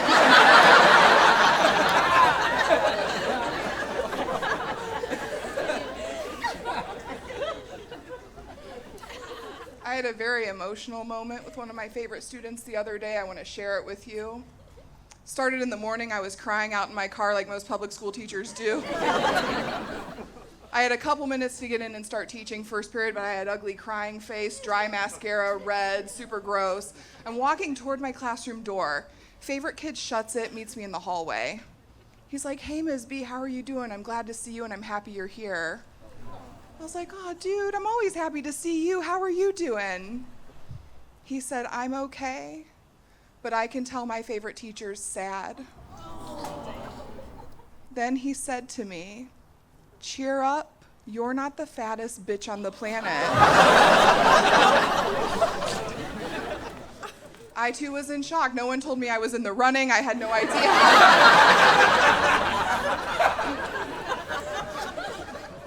And I was like, "Thank you so much for your compliment." I feel like your heart was in the right place. But I know I'm not the fattest bitch on the planet. I met your mom on conference night.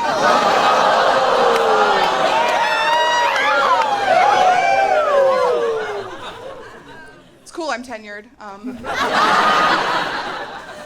wasn't worried about getting fired. I was just like, oh, dang, it's gonna be so weird next time I see her at Lane Bryant. Have been trying to better myself. I've been going to a gym. My gym's called Planet Fitness. Have you heard of it? Oh my God. If you're unaware, Planet Fitness is a very, very fat-friendly gym. Like, the only way you can make it more fat-friendly is if you just adjoined it with a Golden Corral. I went there the other day. The hot guy working the counter offered me pizza. It was pizza day at my gym.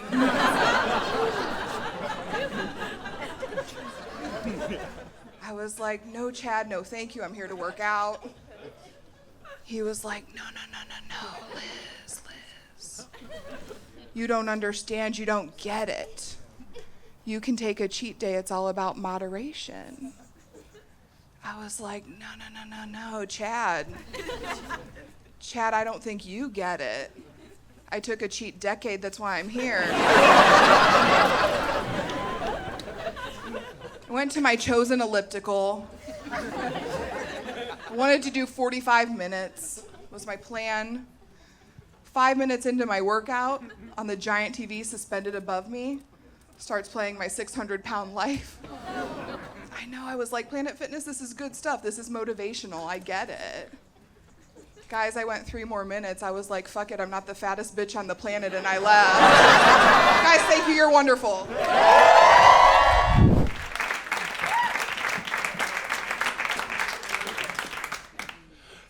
Yay. This looks nice. I wish I had a living room.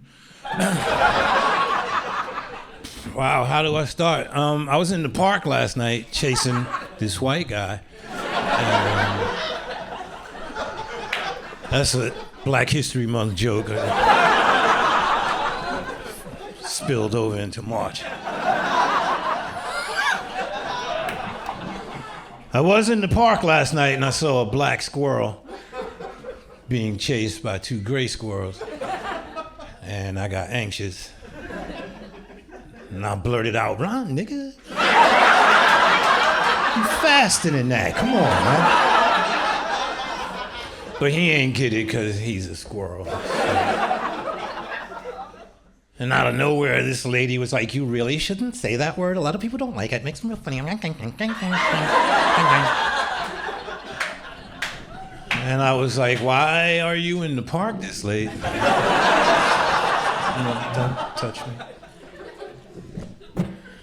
Then the squirrel crawled down the tree and he looked at me and he was like,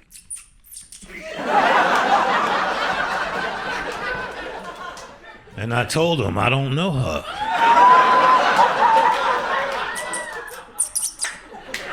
I don't feel too safe either, you know. What happened? You dropped the acorn and the cop started shooting. You gotta protect your nuts, man. That's what's up. I'll see you tomorrow.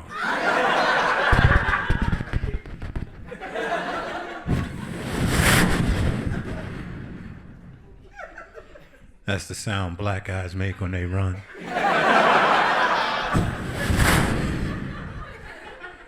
Black girls.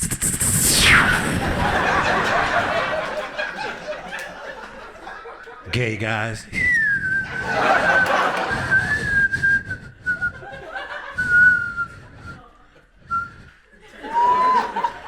I hope that's not offensive.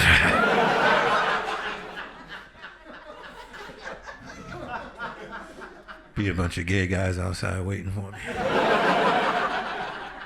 We heard what you said in here.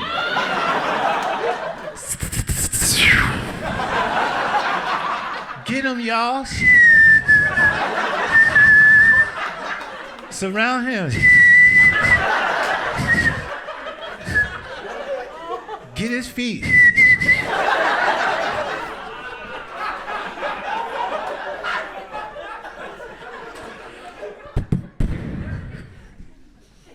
What's that? What don't I like? I'll tell you. I don't like walking up behind white women at night. Makes me really uncomfortable. So I cross the street. A couple nights ago, I'm walking home. Got my beats going. I don't have no headphones, I just got beats.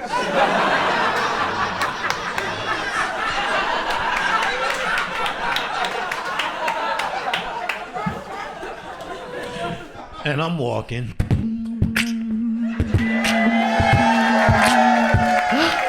Uh-oh, white woman.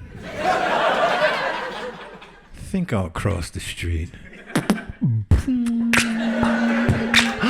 Uh-oh, another white woman. So now I'm walking in the middle of the street, which makes it look even more creepy. Then there's the cab driver. Bam, bam, get out of the street, brother. I'm like, Vishnu, there are white women all over the place. Holy shit, get in.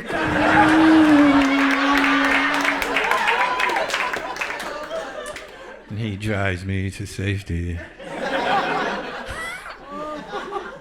And he's like, brother, when walking at night, you have to be very careful. These policemen and white women are very dangerous, brother. You have to take care of yourself, Denzel.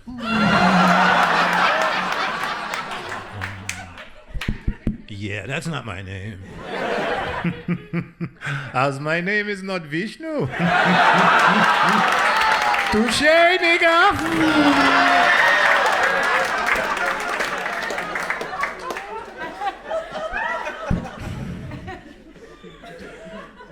I didn't always want to be a stand-up comic. I still don't. I really, I really don't want to do this. When I was younger, I wanted to be an astronaut. Yeah. Then my cousin gave me something to smoke, and I was like, we don't have to travel that far. Milky Ways is right here. I smoke sometime, a lot, every day, actually. I smoke and I watch nature shows. One of my childhood friends was at my place recently and we smoking.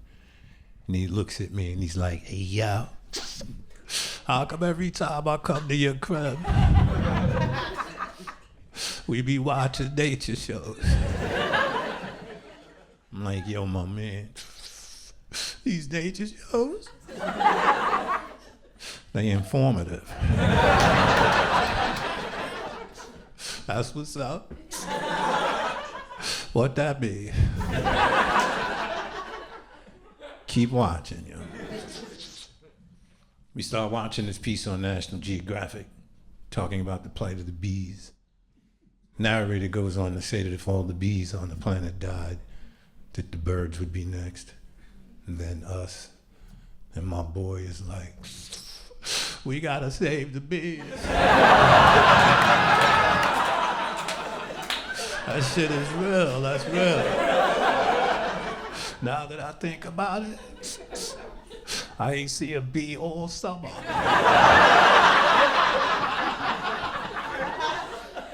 Now you informed. Now go inform the other brothers. Huh? Take this with you. Then the narrator goes on to say, the European bee is a much more kinder, gentler bee, as opposed to the Africanized bee, which is a much more aggressive, hostile bee. Really? Just gonna try to sneak racism into the buckboard? Like European bees are floating around like, so what are we going to do today? I don't know. Maybe we can pollinate these flowers.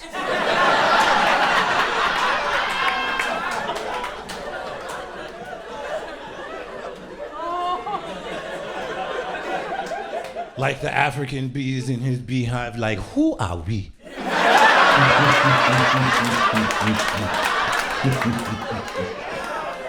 Who are we going to sting today? There is an unsuspecting white man out there. They want us to be killer bees, then killer bees we will be.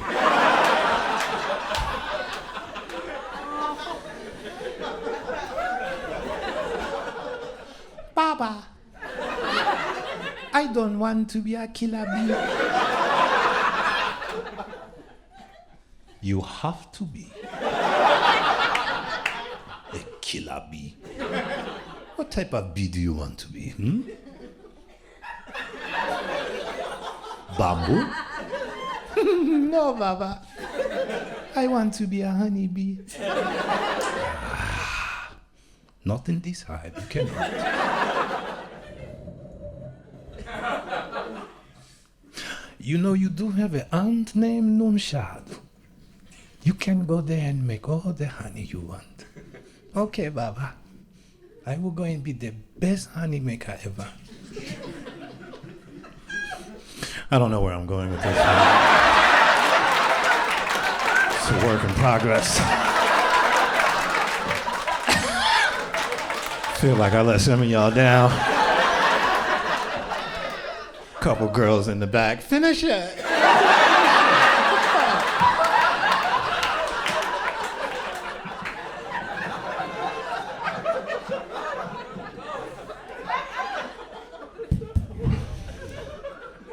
I took the train down here tonight because I like adventure. I was in the car with 4 other white people. All of us had our headphones on. Car door to the left opens up. In walks this dude just doing wild body movements. I look over at the white people and they're like, we don't see it. This motherfucker walks past, he seemed raw. See him out the corner of my eye, just move my headphone a little bit just to hear. And this motherfucker's like, I'm gonna kill all of y'all.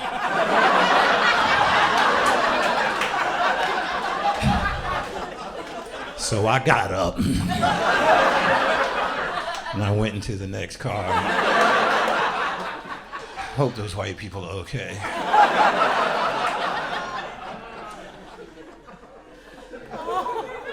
The MTA, what a shithole. You ever read those stupid signs they put up? We at the MTA are making improvements so that your ride will be more enjoyable. Really? I still smell piss. Homeless dude taking his dick out. He's coming this way. Hey, come on. Bye. Hi, wow. Wow, I know you're going, is this Don't Tell AARP? God, it's nice to be here. It's nice that I got up those fucking steps. Honest to God. I'm gonna fluff my hair so my ass looks smaller. I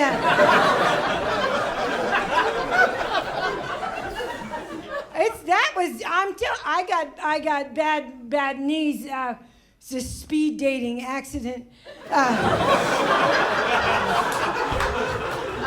Yeah, I wasn't fast enough. Guy next to me died. He never got off the fucking chair.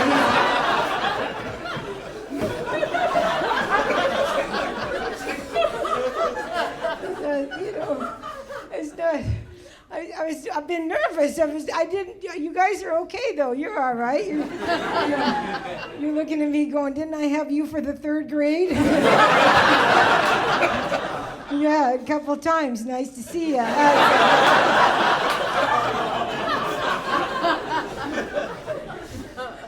I was nervous. I didn't know what to wear. I'm afraid to go to a show. I have to start getting ready for a show now for like 3.5 hours before. Because honest to God, I got older, and after COVID, I took my mask off, and I could have been an Amish man. I had more hair. Honest to God. I put yours to shame, pal. I'm telling you. No, it was long. It was long. God, and it made me question my pronouns, you know. And I couldn't pluck it. It wouldn't just come out. You're like 12 years old. It comes right out. But you get to be my age. I don't have tweezers. I have pliers now. No, it hurt. It hurts so bad. Ow, ow, ow, ow. And then I realized every time I pulled really hard, my left breast would go up 2.5 inches. I have just stopped plucking. I'm just tying them off. Bring the girls back up to where they belong. It's not easy. And I lost my upper lip. I don't know where the fuck that went. All I have is a canal system now. It goes right to my nostril. It's so deep, too. I swear to God, there's a salmon run.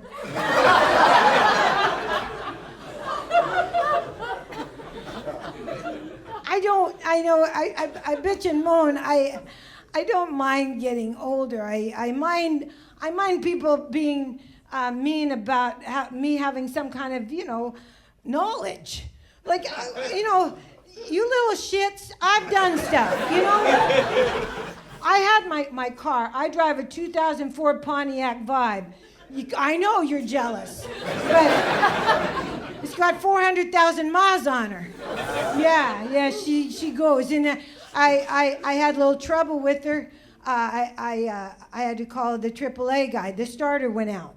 And I called the AAA guy. The AAA guy comes, pulls up, he gets out of the car. He's about 6'4". He weighs about 120. So I know if shit goes down, I can take him. Oh, yeah?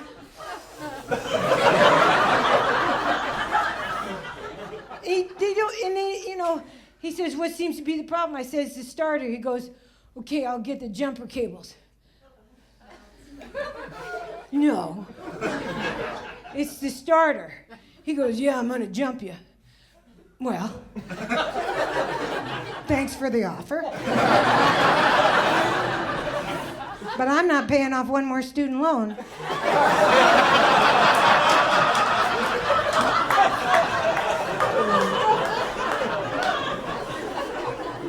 And then he expects me to get in the truck by myself, and the first step is right at my hoo-hoo. It's right at the hoo-hoo. And I'm struggling. And he goes, can I help you? He goes, do you need assistance? I go, I need the fire department. He goes, may I have permission to put my hands on your ass? I said, you can put it on it, you can put it in it, you can wear it like a hat, I don't care.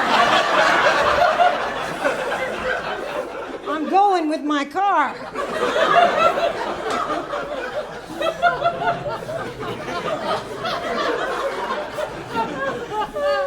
It's crazy. And I have all the old lady things that people think I do, like I adopted a cat recently. I have just one cat. Yeah, and I never have you adopted an animal before? Never? Anybody? Thanks for playing. I never adopted an animal before. Did you adopt a baby animal? Play with me, goddammit. I'm getting older as I'm standing here. Yeah. Did you name it? See, I thought I got a little baby kitten. She wasn't a kitten, but maybe less than a year old. The bitch is 9. She's 9. And they already named her, and I can't rename her. She's 9. And I hate her. I hate her name. I hate her name. They named her Cake the cat. I know, it's very Dr. Seussish, but you guys, I cannot be that old lady standing on the porch at 11 o'clock at night going, Cake! Cake!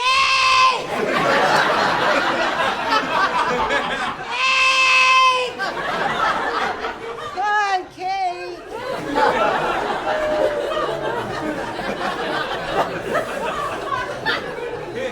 My neighbor's going, the bitch is on keto, give her a card.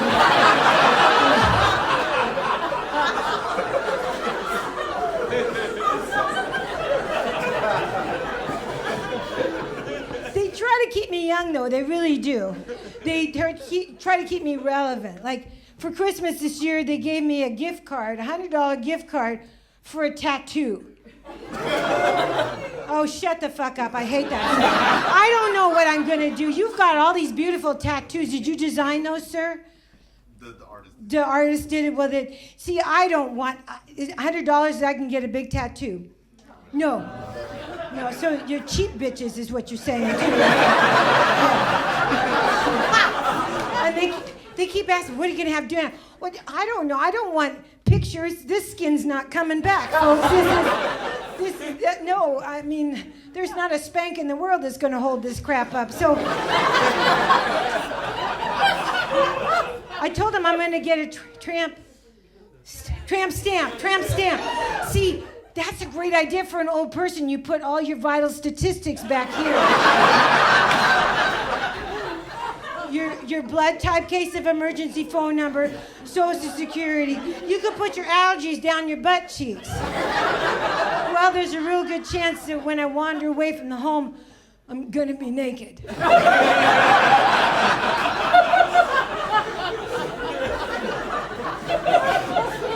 My niece wants me to tattoo a poem on my... I don't want words on my body, because they don't understand. Someday somebody's putting me on a bedpan, and I don't want that conversation to start with, hey, what's your tattoo say? It says faster! doctor.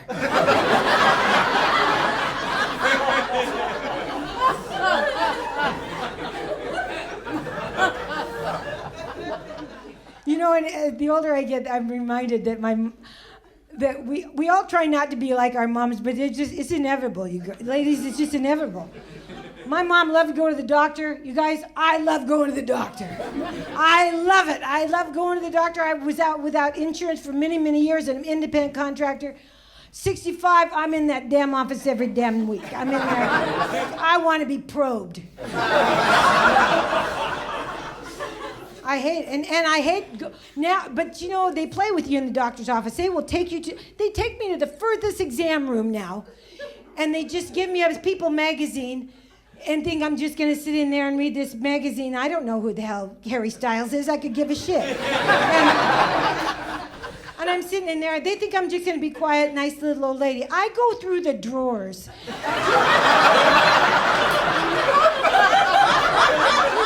Honestly, I got 6 rolls of that silk tape. That shit's expensive. I got tongue depressors for my tomato plants. I got that. And I got those big, long Q-tippy things that when they pull those out, you go, what are you going to do with that? You know, I spray painted those for Christmas. And then, no, here's the deal, though. You guys, I have 3 gowns. I stole 3 gowns.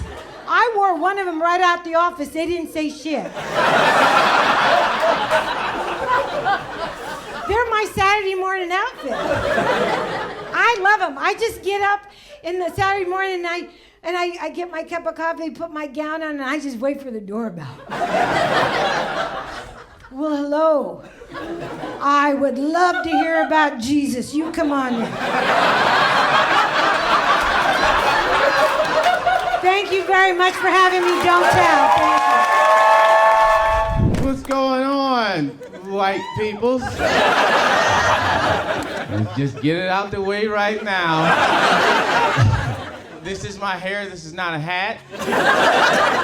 No, white ladies, you can't touch it after the show. Don't ask. After every show, I get some lady trying to trump my fucking fro. What if I grab your cooch? Get out of here.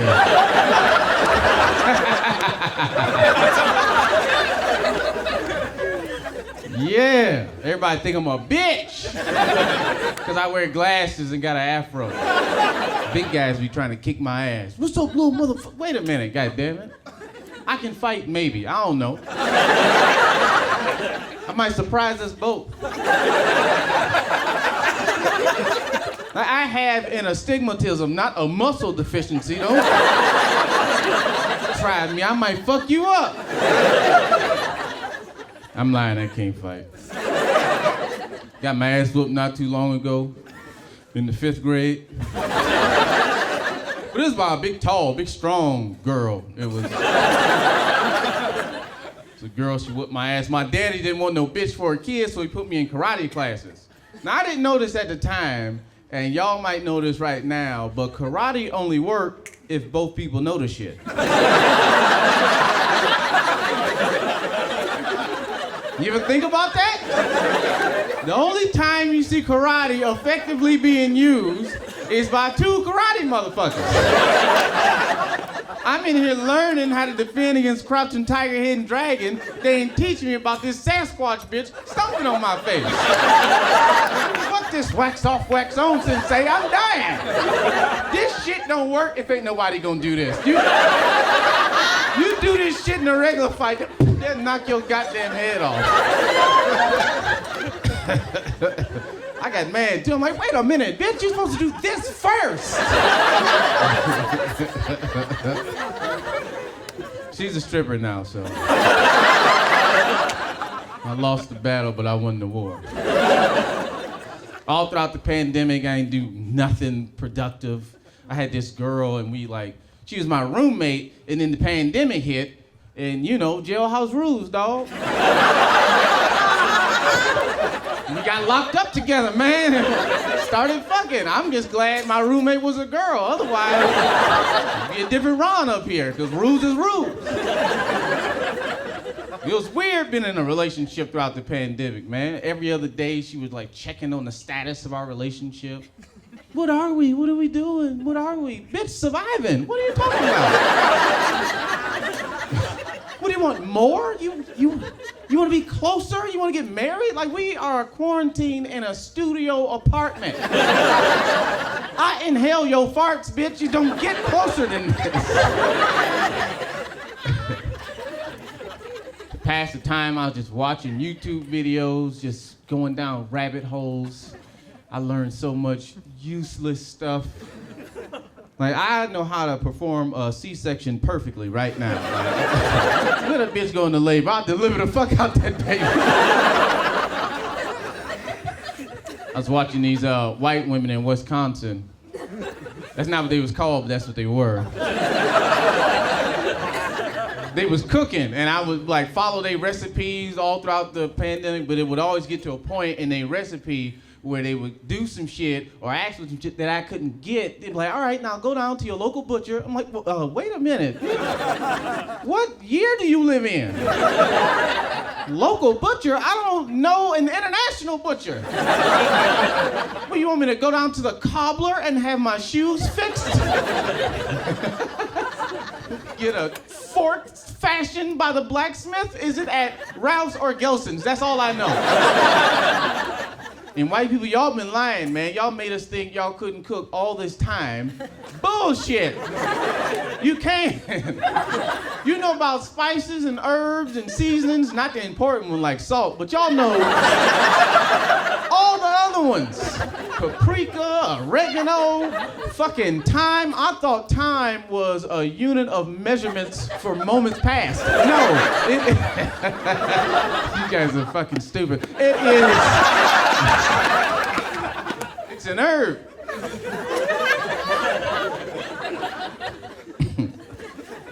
It's okay, we're all dumb. I don't take credit for anything stupid I say up here. Because I'm a product of public schools. They don't teach you shit, man. Any public schools in here? Public school in? Yeah, dumb little motherfucker. Just waste our time. You ever think about how much time school wasted of ours? They don't teach us nothing important, nothing useful. And it's the most like important time that we go to school. That's when you can learn anything. You can be a fucking astronaut, learn multiple languages, and they teach us horse shit for nothing. And it's a lot of time too. Like you go to school for 12 years, you study subjects for 6 hours a day, 5 days a week, and you not a professional, none of that shit.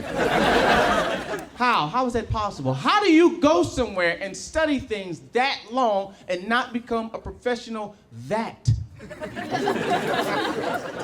I've been jumping rope for 3 weeks. I feel like Muhammad Ali already.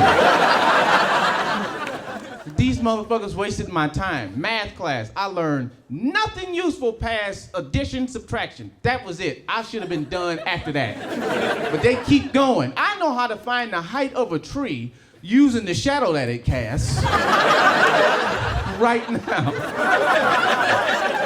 I can do that, but I got to call my mama every time it's time for me to do my taxes. Why? Fuck that tree. Cut it down.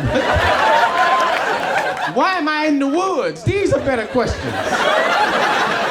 What did you use to measure the shadow? Use that on the tree, motherfucker. That's critical thinking.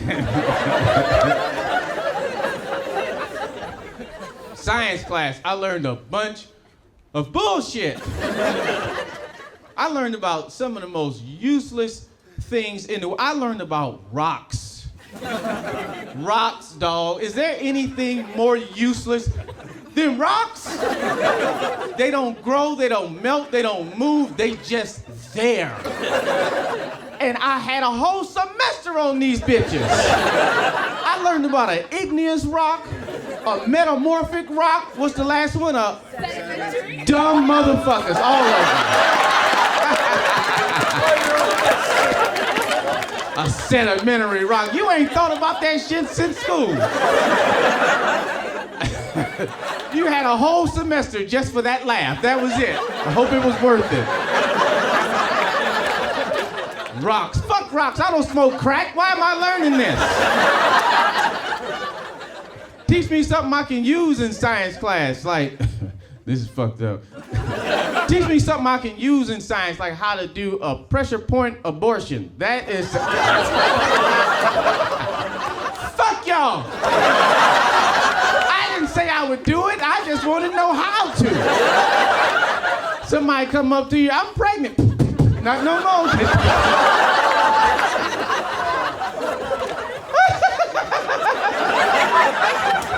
Ain't Planned Parenthood right there. Y'all can eat shit, goddamn. It's a joke for me. They practice the shit over there.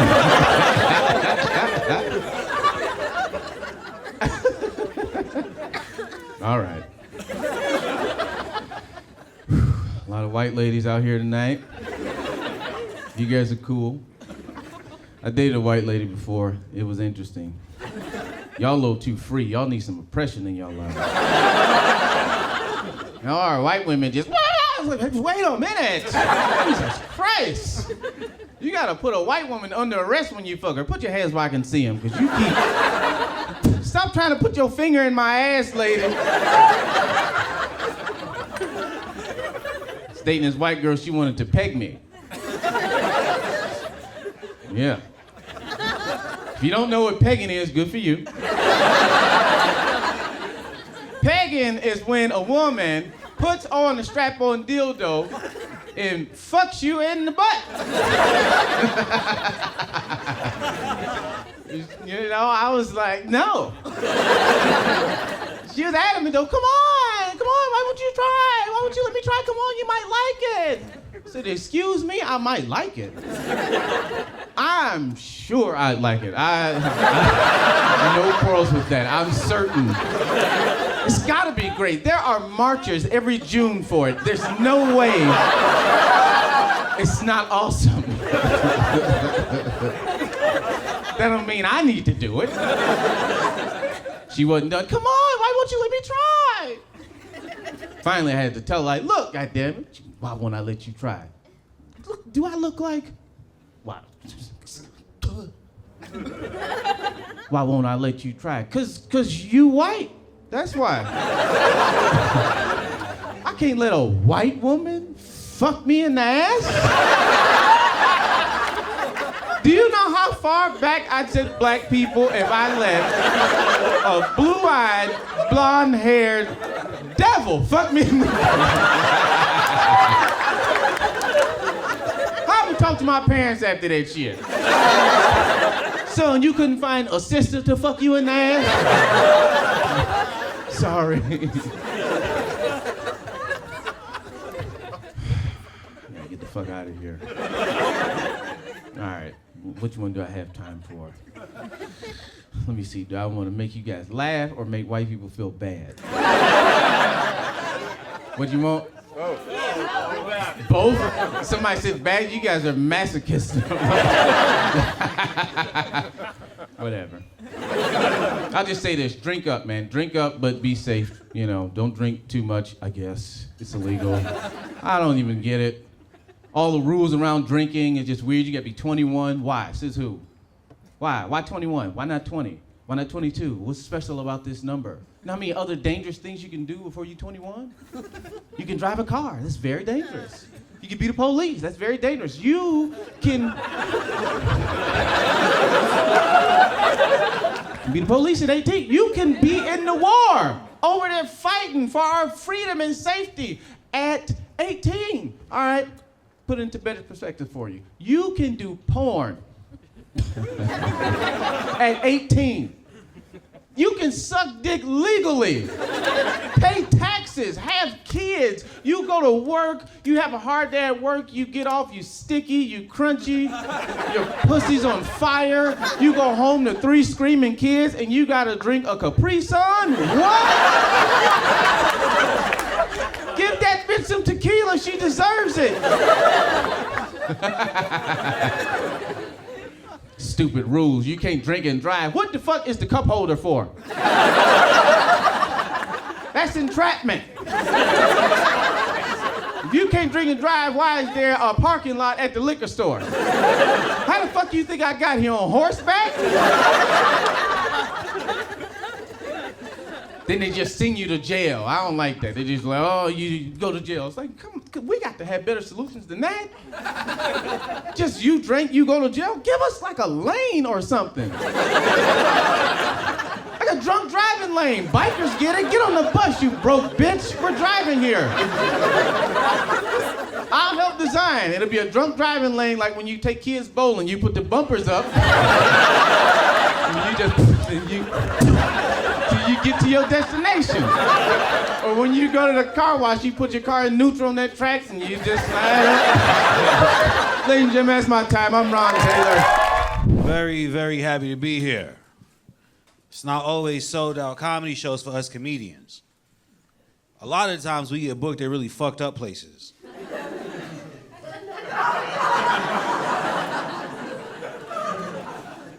Like weddings. I did a wedding a couple weeks ago, and they told me that when I came out, I could pick my favorite love song. But I didn't know the couple. And I am a comedian. I'm gonna fuck up your wedding. So I chose the Notorious B.I.G.'s Me and My Bitch. Some of y'all know it, it's a great love song. Top 5. 17 seconds into the song, the Notorious B.I.G. is so in love with this woman. He says, "You look so good, I'd suck on your daddy's dick." Bars. He said that in the 90s. Every time I hear that song, I realize I have never been in love. Not one time have I ever met a girl that made me feel like that. Moonlight strolls with the hoes. Oh no, that's not my stilo. I like a chick that like to play CeeLo and craps, packing gats in a Coach bag, steaming dime bags. A real bitch, all I want, all I ever had. What is the Notorious B.I.G. trying to tell us? That in love you need compatibility. I smoke a lot of weed, which means I need a girlfriend that smokes weed, because I'm over the compromise. When I smoke and she don't, and she try to work with me, they're like, "It's okay, you can smoke, I don't care." And then I smoke the way I smoke. Oh, another one? Wow.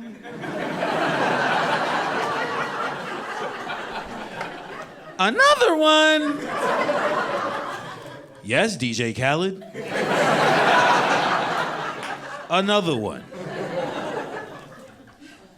I do like being in LA. A lot of beautiful women out here. And you gotta be on point. Because a girl out here shut you down before you even try to get her number. That shit happened to me today. And you know guys from New York, they say we're aggressive. I don't know if we're aggressive, but you know, I got my Timbs on, I'm feeling myself, you know. So I was like, I saw some girl, I was like, "Excuse me, miss, can I talk to you for a second?" And she was like, "Time's up." The fuck?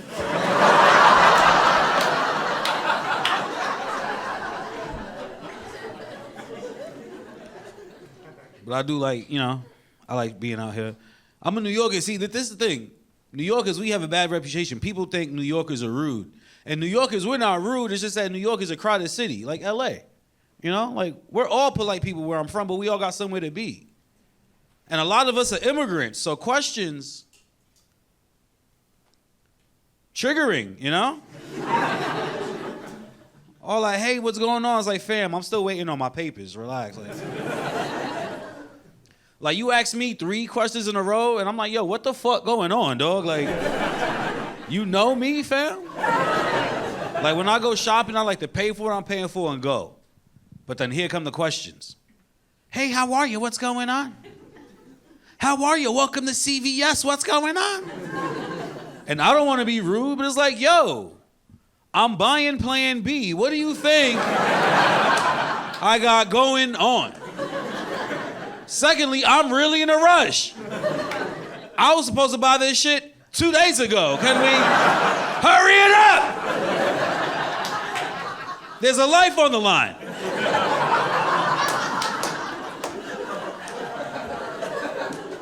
The cashier was like, "You are so rude." I said, "I'd rather be rude than be a father, please."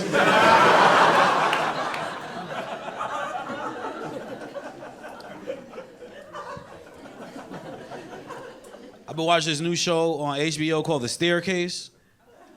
It's based on a true story. It's about a married guy, a white married guy. So you know it's crazy. And he's married to a white woman. So you know someone dies.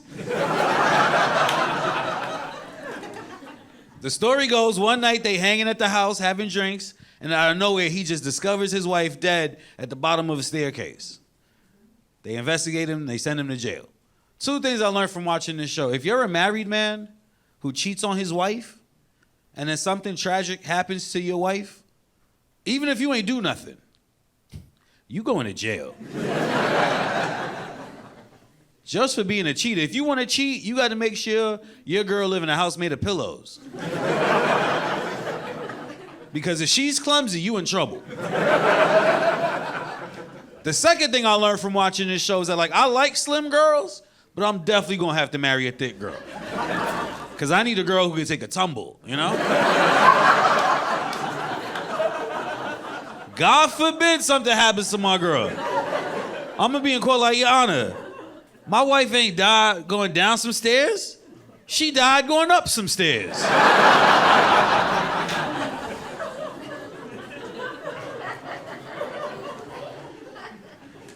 I just turned 36, and 36 is not old, but like old, you know, old things are starting to happen to me.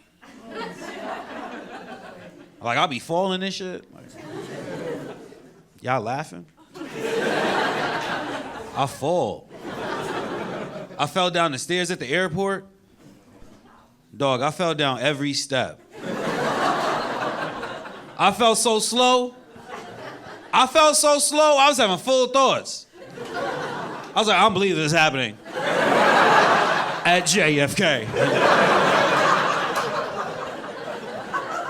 I felt so bad I hurt my back.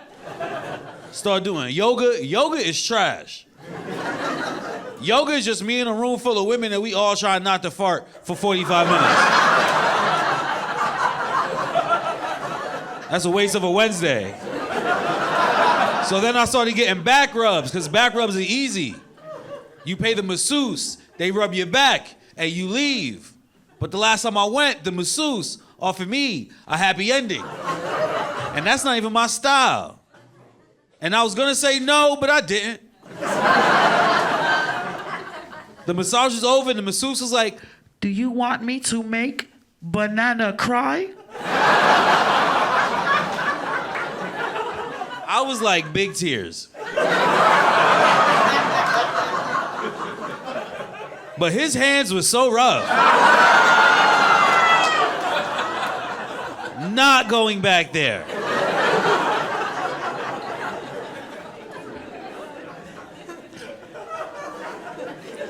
But you know, I'm getting older, trying to do better. Started going to therapy. It's a lot of crying in therapy. It's a lot of crying. I hadn't cried in years before I went to therapy, man. I forgot I'm an ugly crier. That's me.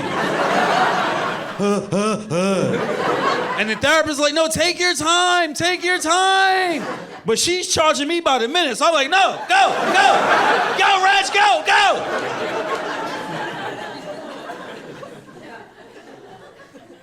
But now I don't mind the crying now. I'm used to the crying now. A good cry, you get a good cry off, you feel like you need a nap. You feel so light, you feel like you bust a nut. You like...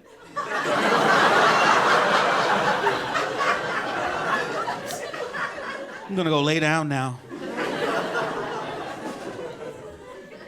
Because we all got problems. Everyone in this room got problems, you know? And if you don't deal with your problems, they come out at weird times. I was at a group event and we were playing this game, 2 Truths and a Lie. Y'all know this game? Yeah. So we've all been to a job interview? Good. You tell 2 things about yourself that's true, 1 line, and everyone got to guess what the lie is. They passed it to this dude. He's like, 2 truths and a lie. I just got off coke. My mom tried to kill my dad. And my wife keeps making me film her sleep with other men. And I was like, yo, dog.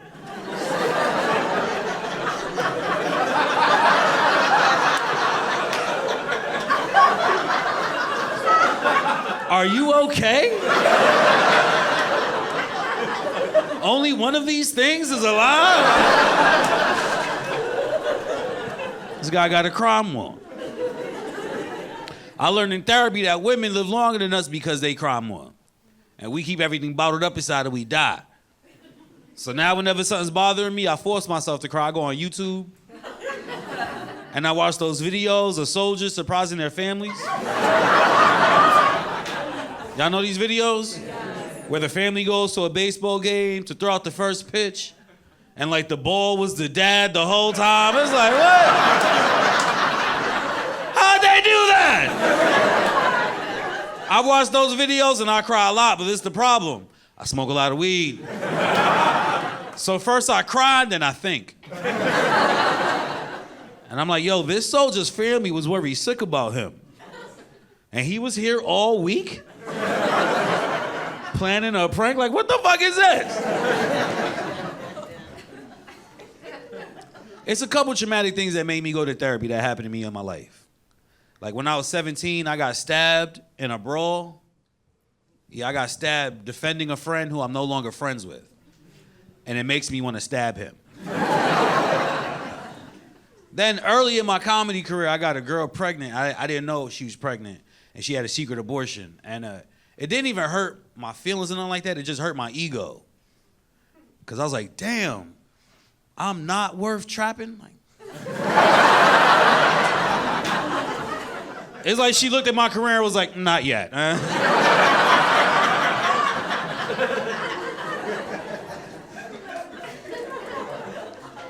Then lastly, my cousin Gary passed away. My cousin Gary was the nicest guy ever. And he passed away of cancer. He was fighting cancer since we were 6 years old.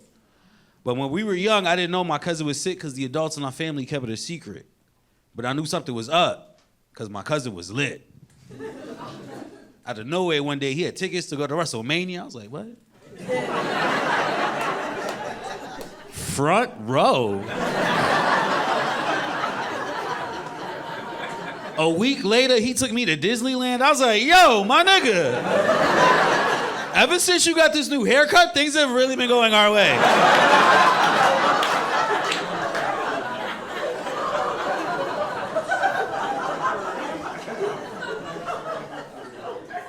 But this is a dope job. I like comedy. Before comedy, I used to work at a camp for kids with special needs. Very humbling job. Because you never know what you're going to get with these kids, but for the most part, they full of love and they just be chilling. And some of them have special abilities. One of them, his name was Kevin, and he was a savant, which means like he had severe mental issues, but if you gave him a math problem, he could solve it, and he would do tricks. And one day he came up to me, he's like, Reg, when's your birthday?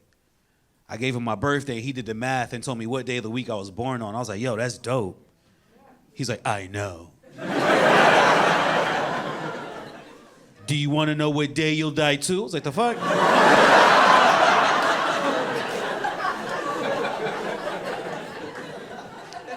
But yeah, doing comedy is fun. You travel, you meet people with different accents.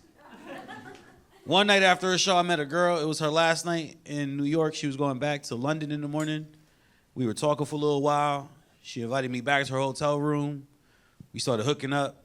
And she said the dopest thing I've ever heard in a British accent. She said, your cock is literally filling me up.